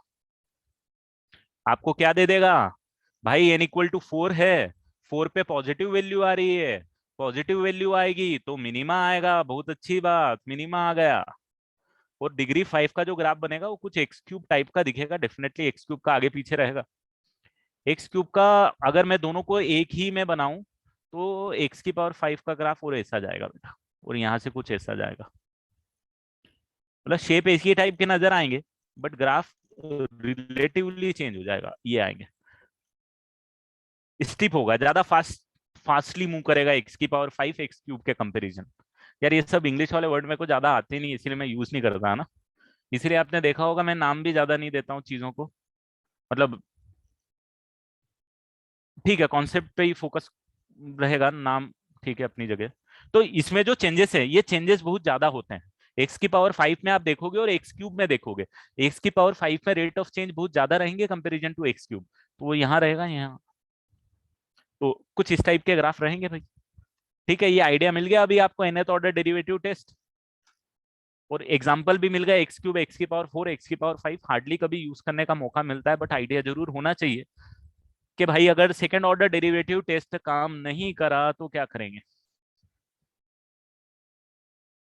हाँ राइट, क्लियर है nth ऑर्डर डेरिवेटिव टेस्ट, किसी को कोई पंगा तो नहीं इसमें, बहुत बेसिक है, कोई ऐसा नहीं है कि बहुत बड़ी बातें हम लोग कर रहे हैं, छोटी सी बात है। एप्लीकेशन भी बहुत डायरेक्ट ही है ये सारे इसके।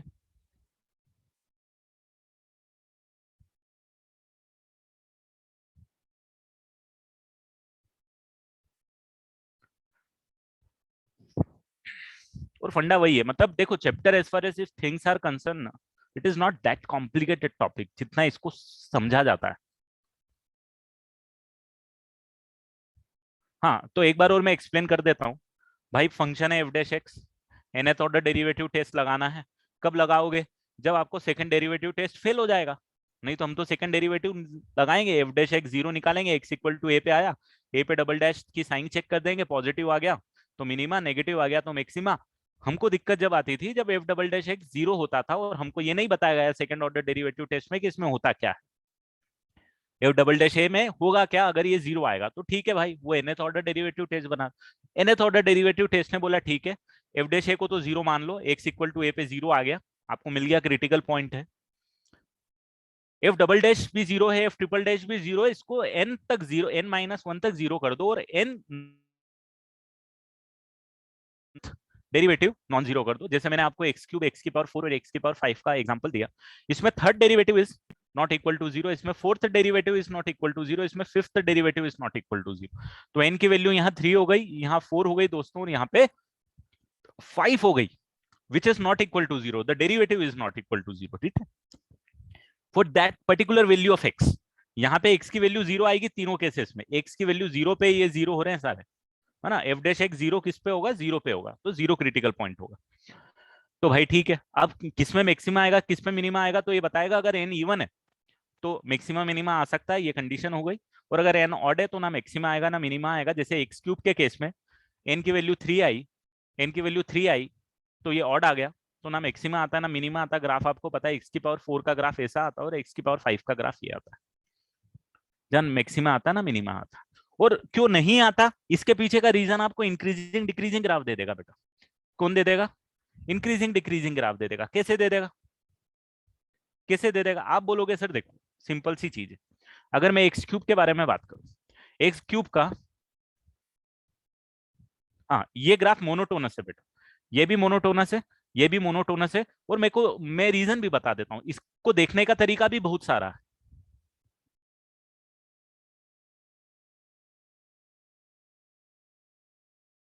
नहीं ये डिपेंड करता है ना आशुतोष, ये तो मैंने एक्स क्यूब लिया था, एक्स के बहुत सिंपल एग्जांपल लिए थे, एग्जांपल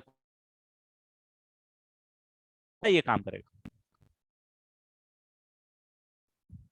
हाँ उससे भी रिलेट कर सकते हो बेटा।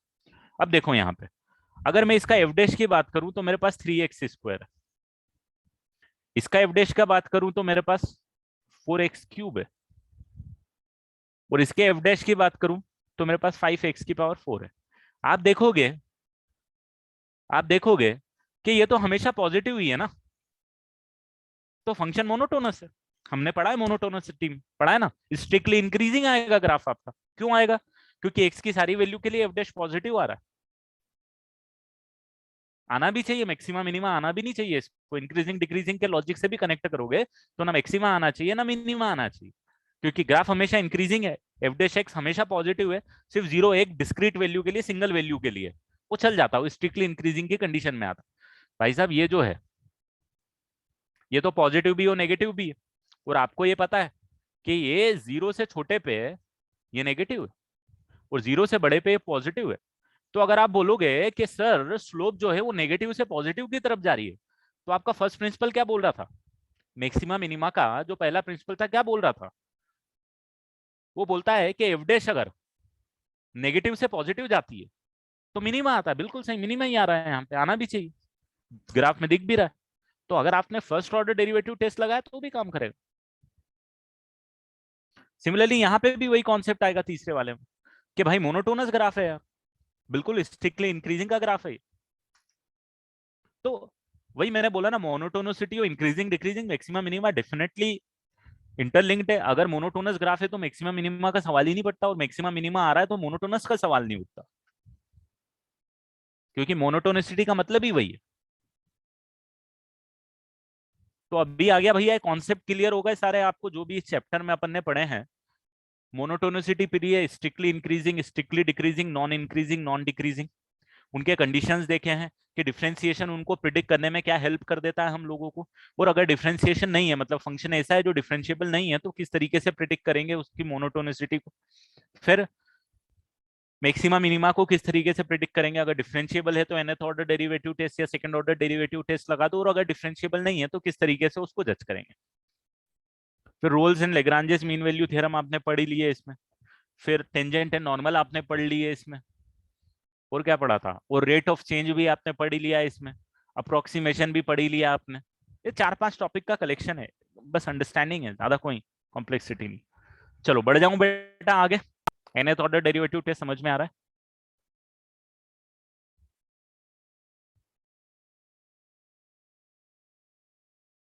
अब आगे बात करता हूं, ये तो आप अप्लाई कर लोगे क्वेश्चन में, इस पे नहीं करा रहा हूं।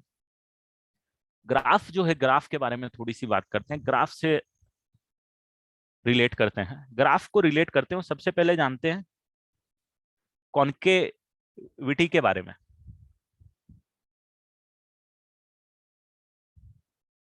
ये भी इंपॉर्टेंट कॉन्सेप्ट है बेटा, कॉन्केविटी भी इंपॉर्टेंट कॉन्सेप्ट है, यूज भी आएगा। कॉन्केविटी में आपने पढ़ा होगा, आपने बोला होगा पैराबोला, जब आपने पढ़ा था आप बोलते थे देखो सर ये पैराबोला है, सर ये भी पैराबोला है, दोनों के ग्राफ में अंतर रहता था, आप इसको बोलते थे सर कॉन्केव अपवर्ड। कॉन्केव कहाँ है? अपवर्ड। इसको बोलते थे कॉन्केव डाउनवर्ड।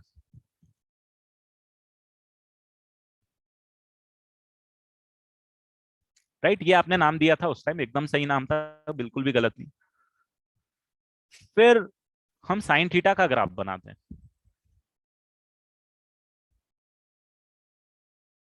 हम साइन थीटा का ग्राफ बनाते हैं,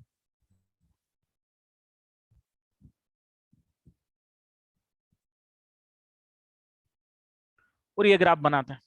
अब मुझे जरा बताओ कि भाई ये वाला जो ग्राफ है, ये कॉनकेव अपवर्ड है कि कॉनकेव डाउनवर्ड? ये पूरा कॉनकेव डाउनवर्ड है भाई, नीचे की तरफ मुंह खोल रहा है।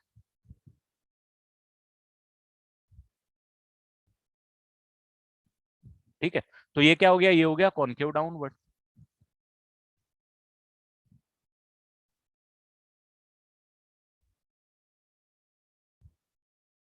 और ये वाला जो ग्राफ है, ये कॉनकेव अपवर्ड है भाई।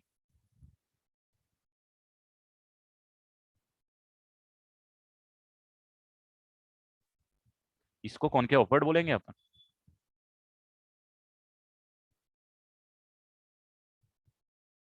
तो भाई अपने आप ये पॉइंट की इज्जत बहुत बढ़ गई। क्यों बढ़ गई? यार इसने ग्राफ के नेचर को चेंज कर दिया, इस पॉइंट को इज्जत बहुत बढ़ गई। इसने पॉइंट इसने ग्राफ के नेचर को चेंज कर दिया, ग्राफ कॉनकेव डाउनवर्ड था, ग्राफ कॉनकेव अपवर्ड मूव कर गया। तो इस पॉइंट को स्पेशल नाम दे दिया गया कि भाई ऐसे पॉइंट जिसपे ग्राफ की कॉन्केविटी चेंज होती हो, या तो कॉन्केव डाउनवर्ड से अपवर्ड जाता हो या अपवर्ड से डाउनवर्ड जाता हो, उस पॉइंट को एक स्पेसिफिक नाम दे दिया गया और उसको नाम दे दिया गया point of inflation.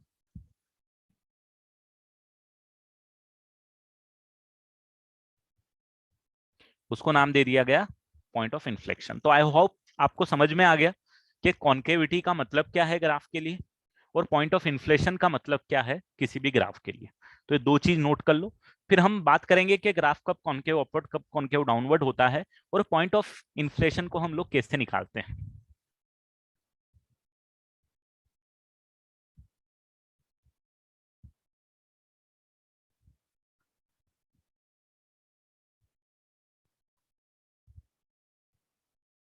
But logically यही वाले दोनों पार्ट लास्ट हैं, बाकी फिर क्वेश्चन करेंगे हम लोग। क्वेश्चन में थोड़ी वैरायटी जरूर देखेंगे।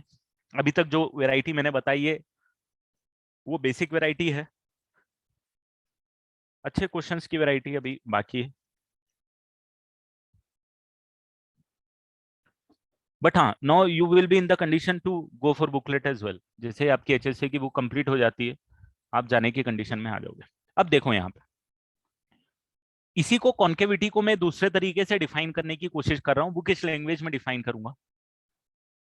मैक्सिमम टॉपिक इस बुक इसमें कहाँ से आते हैं, तो जो सबसे ज्यादा इंपॉर्टेंट क्वेश्चंस होते हैं जो ये सॉलिड ज्योमेट्री और ज्योमेट्री पे जो हमने किए, एक ये पॉइंट इंपॉर्टेंट होता है, प्लस फंक्शन का मैक्सिमम मिनिमा निकालने के लिए आपको आता है किसी भी एक्सप्रेशन में। It's not only related with this chapter, ठीक है। तो मैक्सिमम पार्ट वही है कि डिफरेंशिएट करो, इक्वल टू जीरो पुट करो, डबल डिफरेंशिएशन निकालो, पॉजिटिव नेगेटिव क्या आ रहा, मैक्सिमम मिनिमा निकालो, किसी भी कर्व का निकालो या किसी भी एक्सप्रेशन का निकालो,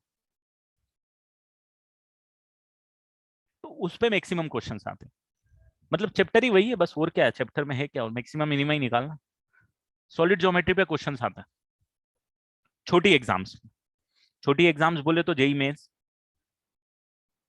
जेई एडवांस तो फिर स्कोप अलग हो जाता है, उसमें फिर कहीं से भी पूछते हैं।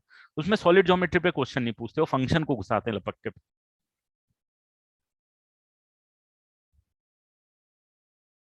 देखो, ये तो हमने एक लॉजिकली तो हमने देख लिया कॉनकेव अपवर्ड का और कॉनकेव डाउनवर्ड का। कॉनकेव अपवर्ड और डाउनवर्ड में ये भी बोला जाता है कि भाई कॉनकेव अपवर्ड का मतलब ये होता है कि आपने कोई भी टेंजेंट ड्रॉ करी, आपने कोई भी टेंजेंट ड्रॉ करी किसी एक इंटरवल में, है ना। ये एक्स इक्वल टू ए था सपोज स्टार्टिंग पॉइंट, और ये एक्स इक्वल टू बी है स्टार्टिंग पॉइंट। ए और बी के बीच में, ए और बी के बीच में ग्राफ ही बना देता हूं तो ज्यादा अच्छा लगेगा। ए हो गया और ये बी हो गया। अगर ए और बी के बीच में आपने जितनी भी इनफाइनाइट टेंजेंट बनाई भाई साहब, अगर वो सारी की सारी टेंजेंट ग्राफ के नीचे है,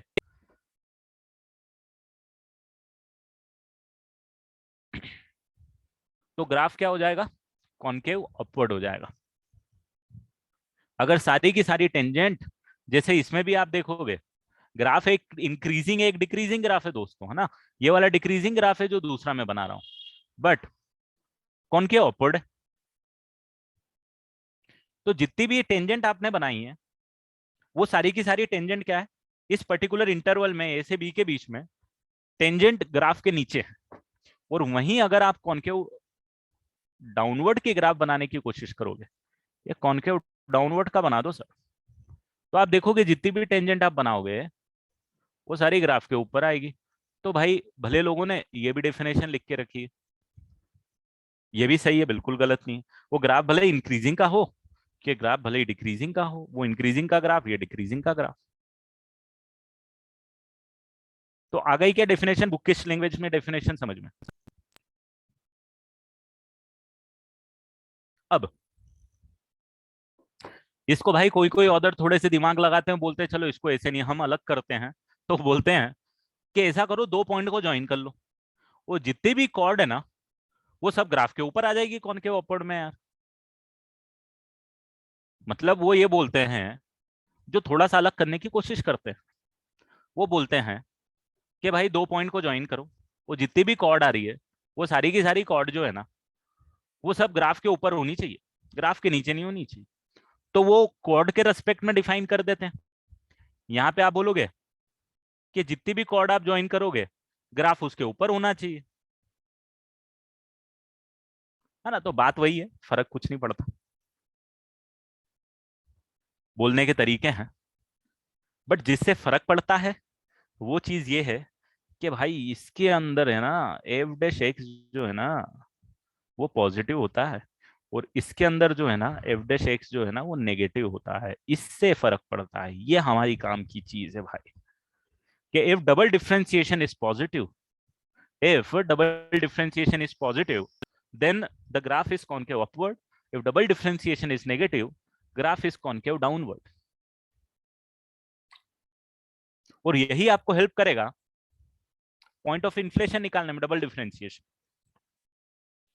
जैसे सिंगल डिफरेंशिएशन आपको हेल्प करता है मैक्सिमा मिनिमा निकालने के लिए, क्रिटिकल पॉइंट जो आते हैं, ऐसे ही भाई साहब डबल डिफरेंशिएशन आपको हेल्प करता है कॉन्केविटी को डिसाइड करने में, कि ग्राफ की कॉन्केविटी अपवर्ड है क्या डाउनवर्ड।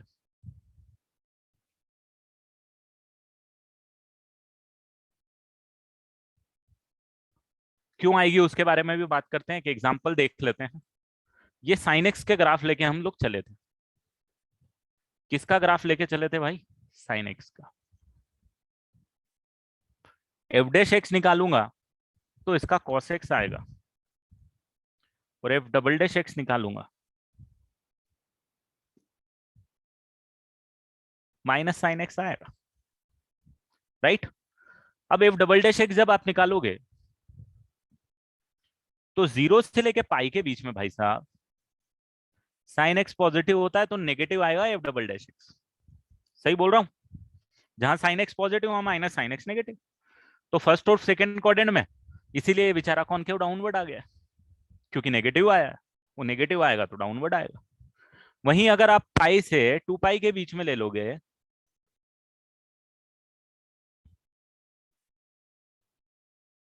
पाई से टू पाई के बीच में ले लोगे, तो एफ डबल डैश एक्स क्या आएगा? पॉजिटिव आएगा भाई। और पॉजिटिव आएगा तो कौन के अपवर्ड होना हो जाएगा, और बिल्कुल हो भी रहा है, ये आपने ग्राफ से देख लिया है। तो बिल्कुल आपको एफ डबल डैश एक्स बताएगा कि भाई कॉनकेव अपवर्ड का ग्राफ है कि कॉनकेव डाउनवर्ड का ग्राफ है, बशर्ते F double dash x define होना चाहिए। F double dash x define होना चाहिए।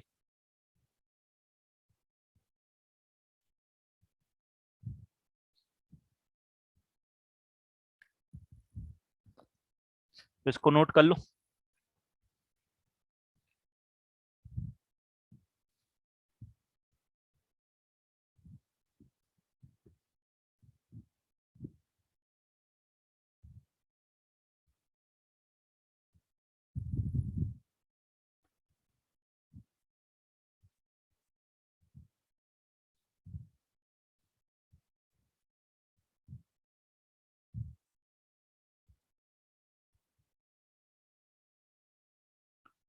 ठीक है, लिख लिया। अब ठीक है, कॉन्केविटी को समझ गए, एफ डबल डैश एक्स की दुनिया भी समझ गए, बट हमको पता कैसे चलेगा? बात वही हो गई जैसे मैंने आपको एओडी में ये मैक्सिमम मिनिमा स्टार्ट किया था, कि मैंने मैक्सिमम मिनिमा के बारे में आपको बोला कि सर एफ डैश एक्स जहाँ पे जीरो होगा वहां पे मैक्सिमम मिनिमा चेक करने की हमको सख्त जरूरत पड़ने वाली है। वहां पे मैक्सिमम मिनिमा बिल्कुल हो सकता है, होगा नहीं होगा एक अलग बात है, बट चेक किस पे करना था मेरे को बताओ आप। मैंने आपको मैक्सिमम मिनिमा चेक करने के लिए किन पॉइंट्स पे बोला था? आपको क्रिटिकल पॉइंट्स पे बोला था। क्रिटिकल पॉइंट्स कौन से पॉइंट थे? क्रिटिकल पॉइंट्स वो पॉइंट थे जहां पे या तो F dash X equal to zero हो रहा था, या एफ डबल डैश या फिर एफ डैश एक्स डिफाइन नहीं था, राइट। अगर एफ डैश एक्स डिफाइन नहीं है तो वहां भी मैक्सिमम मिनिमा चेक करने के लिए मैंने आपको बोला था। सिमिलरली आपको कॉनकेव अपवर्ड और कॉनकेव डाउनवर्ड तो ठीक है, अगर आपको पॉइंट ऑफ इन्फ्लेशन चेक करना है कि किस पॉइंट पे मैं पॉइंट ऑफ इन्फ्लेशन चेक करूंगा, कि कॉन्केविटी अपवर्ड या कॉन्केविटी डाउनवर्ड, या ऐसा पॉइंट जहां पे कॉन्केविटी चेंज हो रही है, मेरे को क्या सपना आएगा कि मैं कैसे चेक करूंगा? ठीक है। तो अब उसको निकालने के लिए फिर वही बात है कि डिफरेंशिएशन का एक एप्लीकेशन है छोटा सा। आप कैसे चेक करोगे या किन पॉइंट्स पे चेक करोगे? तो मान लो एक कंटिन्यूअस ग्राफ है, क्या है? Continuous graph.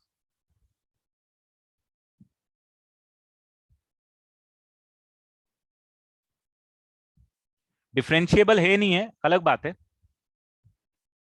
कंटिन्यूअस ग्राफ है। And if F double dash of X is equal to 0 है, या F double dash of X does not exist है,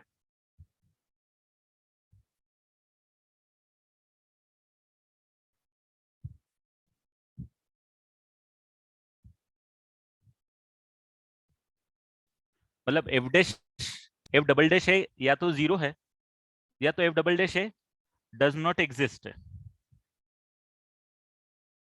वेयर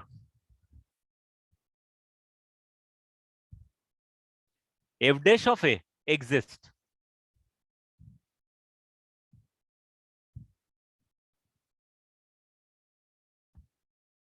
जहां पे एफ डैश है एग्जिस्ट करता। ध्यान देना, ये हम कॉन्केविटी कहाँ पे चेंज हो रही है उसके बारे में बात कर रहे हैं। कॉन्केविटी का आइडिया तो आपको लग गया, डिफरेंशिएशन पॉजिटिव और नेगेटिव होगा। अगर एफ डबल डैश ए 0 है या F double dash A does not exist है, ठीक है, ये दो कंडीशन पे आप चेक करोगे। And if F double dash A if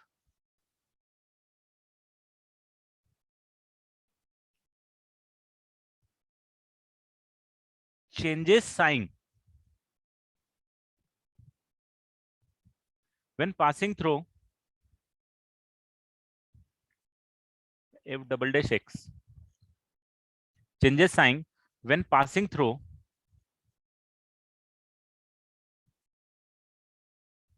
x is equal to a।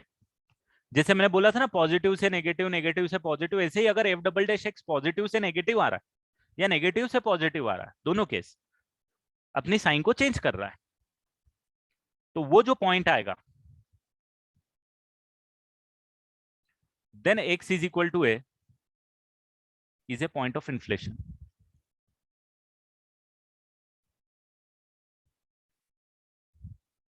Same वही बात हो गई है दोस्तों।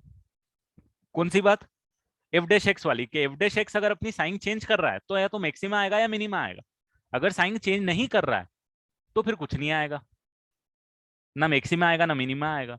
Similarly F double dash x अगर अपनी साइन चेंज कर रहा है, वेदर उस पॉइंट पे वो डबल डिफरेंशिएबल है या नहीं है, डबल डिफरेंशिएबल है या नहीं है, राइट? अगर है तो 0 के बराबर होगा, नहीं है तो नहीं है, ठीक है, कोई प्रॉब्लम नहीं है। बट एक्स इक्वल टू ए पे जब वो मूव करेगा, एक्स इक्वल टू ए के नेबरहुड में, तो वो अपनी साइन चेंज करते हुए रहे, या तो पॉजिटिव से नेगेटिव हो या तो नेगेटिव से पॉजिटिव हो। In that condition x equal to a क्या होगा? पॉइंट ऑफ इन्फ्लेशन होगा। जैसे कि मैं आपको एग्जांपल वही साइन एक्स वाला उठा के बता देता हूं वापस यहाँ पे।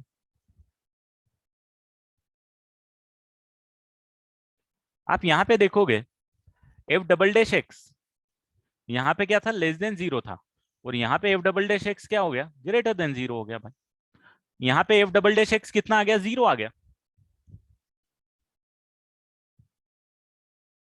साइन चेंज किया वो बाकायदा, तो डेफिनेटली पॉइंट ऑफ इन्फ्लेशन आएगा। पॉजिटिव से नेगेटिव या नेगेटिव से पॉजिटिव फर्क नहीं पड़ रहा, पॉइंट ऑफ इन्फ्लेशन आएगा। मैं आपको एग्जांपल दे दूंगा जिसमें एफ डैश एक्स डिफाइन होगा but F double dash x define नहीं होगा, ठीक है, तो भी चलेगा। अब मान लो कोई आपने कहीं ऐसा ग्राफ कंसीडर कर लिया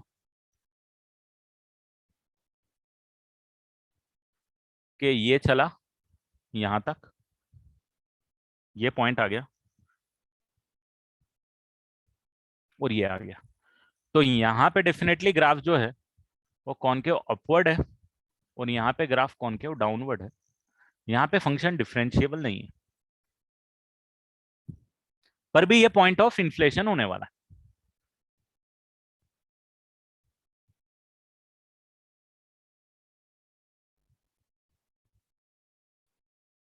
इसको पॉइंट ऑफ इन्फ्लेशन बोलूंगा, बिल्कुल बोलना है, क्योंकि कॉनकेव अपवर्ड से डाउनवर्ड पे मूव किया है, तो जिस पॉइंट पे मूव किया है उस पर कंटिन्यूअस भी है ग्राफ, तो ये पॉइंट को मैं क्या बोलूंगा? पॉइंट ऑफ इन्फ्लेशन बोलूंगा।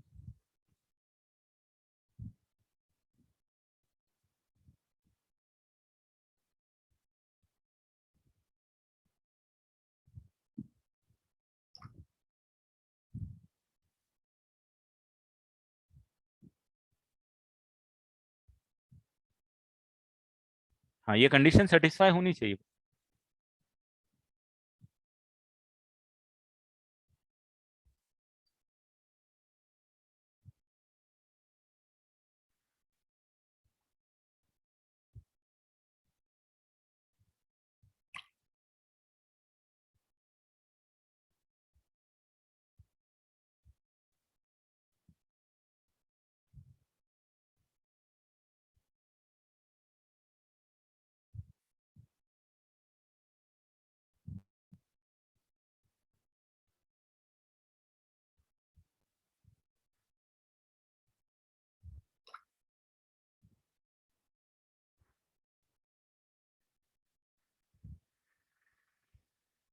हाँ, it need not to be differentiable बेटा, बिल्कुल।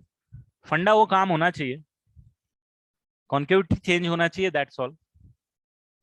अगर किसी पूरी रेंज में कोई पूछ रहा है ना आपसे, अगर पूरी रेंज में पूछता है, अगर ग्राफ दिया तो ग्राफ में तो आपको बस ये देखना है कॉन्केविटी कहाँ पे चेंज हो रही है।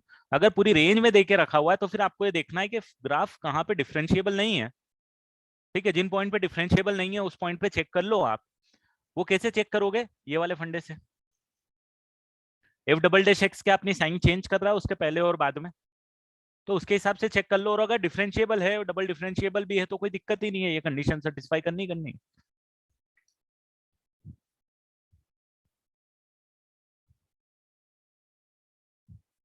मैं आपको एक एग्जांपल लेता हूँ, आपको सारी चीजें क्लियर हो जाएंगी एकदम से।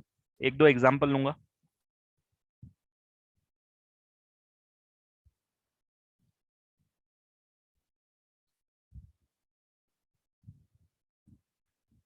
ये जो भी डेफिनेशन है इनमें डिफरेंशिएबिलिटी की जरूरत नहीं होती बेटा, फंक्शन किसी भी, मतलब मैक्सिमम मिनिमा के लिए भी जरूरत नहीं होती है आपको, ये पॉइंट ऑफ इन्फ्लेशन के लिए भी जरूरत नहीं होती है। बट हाँ, ये आपको हेल्प जरूर कर देती निकालने में। अगर डिफरेंशिएबल है तो हेल्प कर देगी, नहीं है तो फिर अपने डेफिनेशन फुलफिल करेंगी।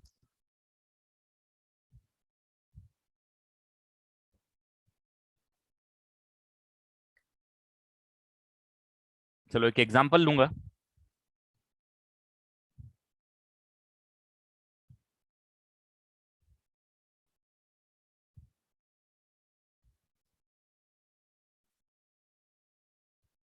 इसका ग्राफ बनाओ। अब इसके ग्राफ में इंक्रीजिंग डिक्रीजिंग भी बता दो।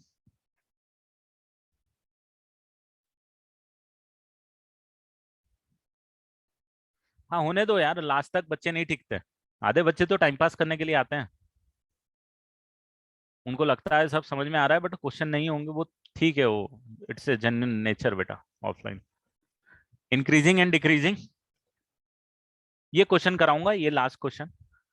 आप मुझे इसका मैक्सिमम मिनिमा निकाल दो भाई। अरे इसका पॉइंट ऑफ इन्फ्लेशन भी निकाल दो मैं।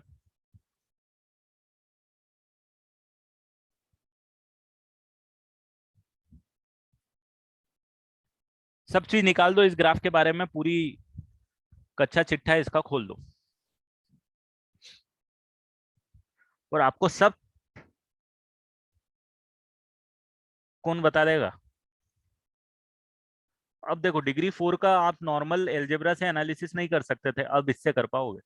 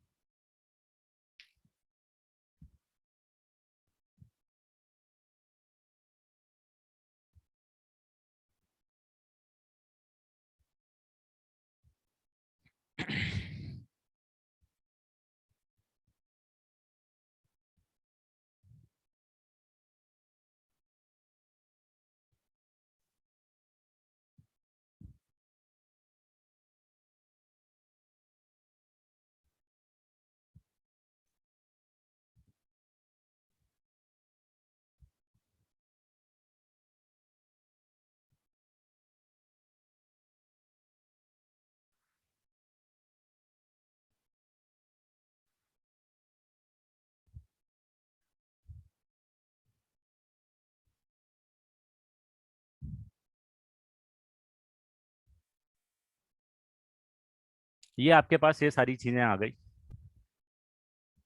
इंक्रीजिंग डिक्रीजिंग की बात करेंगे अगर ग्राफ के, इंक्रीजिंग, अब आपको ग्राफ समझ में आना चाहिए कि भाई इसको पॉजिटिव करना पड़ेगा मेरे को, एक्स इक्वल टू 1 और एक्स इक्वल टू 0 पे कुछ कुछ यहाँ पे आएगा।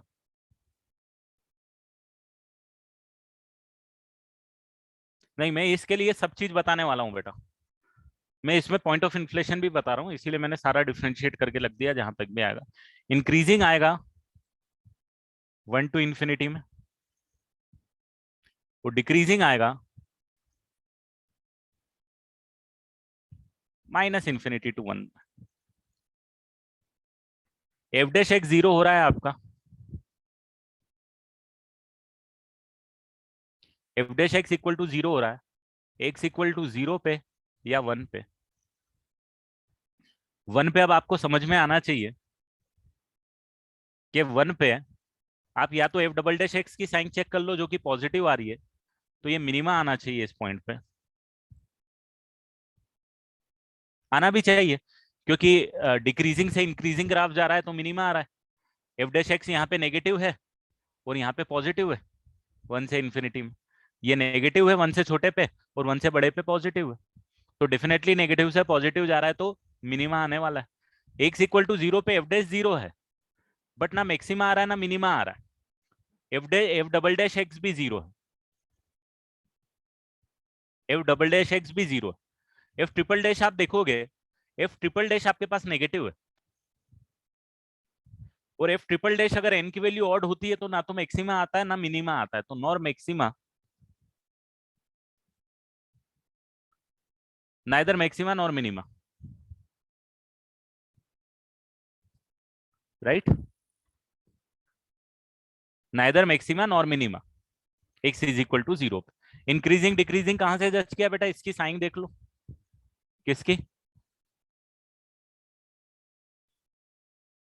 1 से छोटे पे नेगेटिव 1 से बड़े पे पॉजिटिव, वेव को बना के आप निकाल ही सकते हो, right.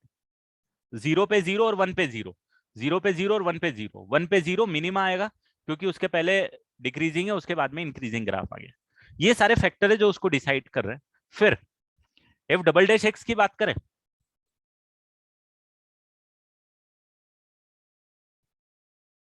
F double dash x कहां पे पॉजिटिव कहां पे नेगेटिव, क्या आप मुझे बता सकते हो? तो मैं इसको जरा सा इसको देख लेता हूं कि भाई 6 इंटू एक्स, और ये 6 क्यों कॉमन लिया, मैं तो 8 कॉमन ले लेता है इसमें से, तो 6 ले लेता हूँ, 2 भी कॉमन लेता हूँ, 6 इंटू 2 एक्स है। अगर मैं इसको ग्रेटर देन 0 निकालूं तो मेरे पास आ जाएगा X belongs to minus infinity to 0 union 2/3 to infinity, correct.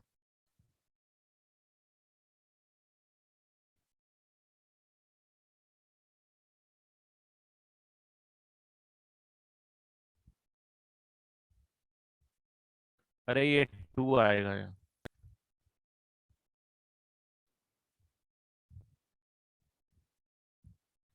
ठीक है, ठीक है। तो मैं ये बोल सकता हूं, ग्राफ में देखना, F double dash positive, F double dash negative. कब है भाई positive F double dash, minus infinity से 0 तक यूनियन 2/3 से इंफिनिटी तक, और ये आ जाएगा मेरे पास 0 से लेके 2/3 तक नेगेटिव। अब जब आप ग्राफ बनाओगे इसका,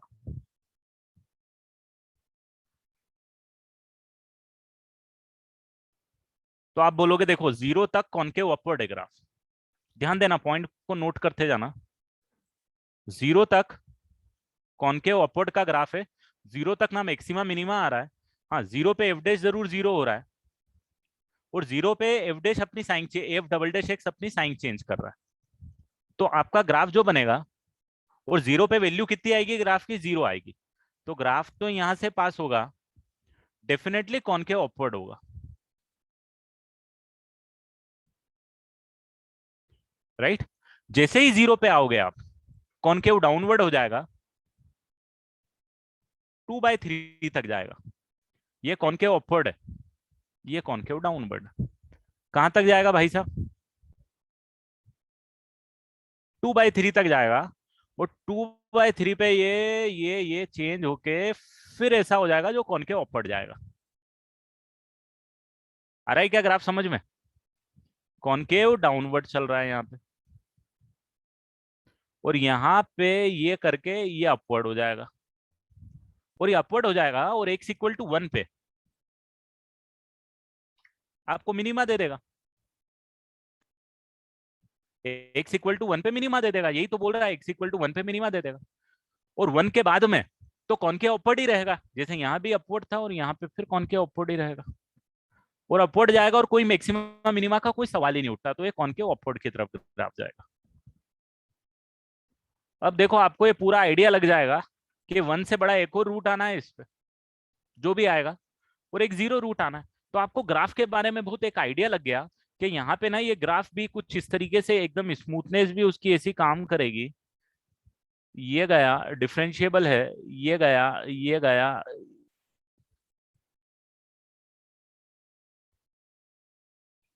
and then concave upward upward upward जाते जाएगा। समझ में आया? अब इसको आप ऐसा करना, उस पे बना के देखना, किस पे, डोस्मोस पे बना के देखना, आपको और अच्छी फीलिंग आएगी। ये तो अपने हाथ से बनाया ना। तो अब आप ग्राफ को बहुत डिटेल में एनालिसिस कर सकते हो। चीजें बेसिक है, कुछ भी कॉम्प्लिकेटेड, इसीलिए मैंने बहुत सिंपल रखी है बेटा। मैंने कॉम्प्लिकेटेड क्वेश्चन, मैंने आपको भी बताया था कि मैं अगर कॉम्प्लिकेटेड क्वेश्चन कराने जाऊंगा ना तो दिक्कतें आएंगी समझने में। मुझे मेन फोकस था कि मैं सबसे पहले कॉन्सेप्ट आपको सिखा दूं कि चीजें फील करने लगो आप, क्वेश्चन होने लगेंगे। क्योंकि जब तक ये चीजें क्लियर नहीं रहेंगी ना, क्वेश्चन होने का सवाल ही नहीं उठता। सिग्निफिकेंट, बिल्कुल ये क्वेश्चन है। थर्ड ऑर्डर डिफरेंशिएबल का भी अपना कुछ सिग्निफिकेंट होगा, आउट ऑफ सिलेबस है अपना, तो अपन ने कभी जोर भी नहीं लगाया, अपन को जरूरत भी नहीं। पॉइंट ऑफ इन्फ्लेशन अपने पास दो आएंगे बेटा।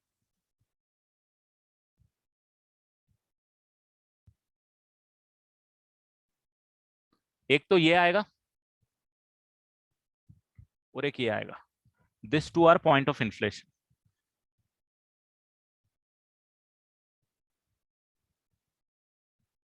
तो आपने मैक्सिमा निकाल लिया, आपने मिनिमा निकालना सीख लिया, आपने कॉन्क्यूटिव के बारे में बात कर ली, आपने पॉइंट ऑफ इन्फ्लेशन भी निकाल लिया।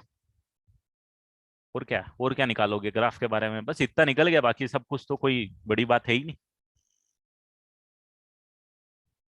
How to find out the point of inflation? आपको ये देखना है कि भाई ये एफ डैश एक्स पॉजिटिव जो था, एफ डैश एक्स पॉजिटिव से नेगेटिव कब गया? तो भाई 0 पे गया ना। 0 पे इसका गेम बजा, कॉनकेव अपवर्ड अपवर्ड चल रहा था, ये कॉनकेव डाउनवर्ड आ गया, तो भाई ये पॉइंट ऑफ इन्फ्लेशन आ गया ना यहाँ पे। फिर ये 2/3 पे भी वापस से जंप किया, नेगेटिव से पॉजिटिव चला गया, तो यहाँ नेगेटिव था, कॉनकेव डाउनवर्ड था, यहाँ पॉजिटिव आ गया, कहाँ आ गया? x इक्वल टू 2/3 पे, तो पॉइंट ऑफ इन्फ्लेशन आ गया।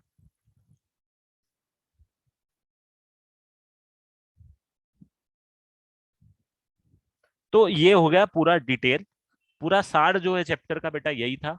अब हम क्वेश्चन जरूर करेंगे। दूसरा रूट 4/3 होगा, दूसरा रूट निकालना आपके लिए बहुत इजी है, ये तो इक्वेशन इतनी इजी है, कोई दिक्कत ही नहीं है। अपन को x क्यूब कॉमन लोगे 4/3 आ जाएगी x की, तो ये 4/3, मतलब अब आप 4 डिग्री का भी बहुत कुछ कच्चा चिट्ठा निकाल सकते हो। अभी तक आप क्वाड्रेटिक का ग्राफ बना पाते थे, अब 3 डिग्री हो 4 डिग्री हो उसके भी डिटेल में घुस सकते हो, कहाँ क्या जरूरत पड़ेगी। तो आई होप एओडी आपको क्लियर है, इंपॉर्टेंट पॉइंट्स जो हैं वो सारे क्लियर है। मेहनत तो आपको करनी है, मैं करा नहीं सकता, बट हाँ कॉन्सेप्चुअली अंडरस्टैंडिंग आपके आ जानी चाहिए।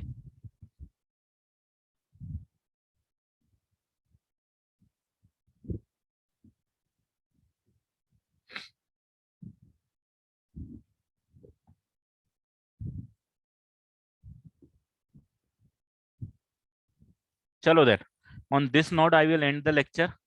आपकी बुकलेट भी चालू कर सकते हो बेटा, और आपका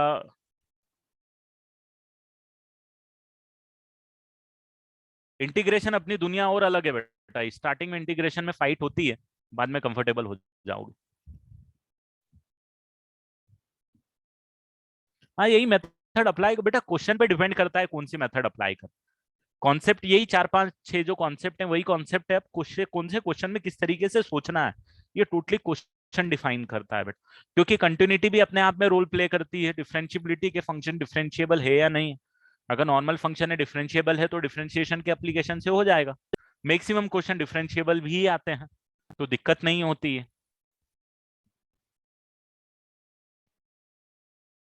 चलो, on this note I will end the lecture. Bye bye and take care everyone.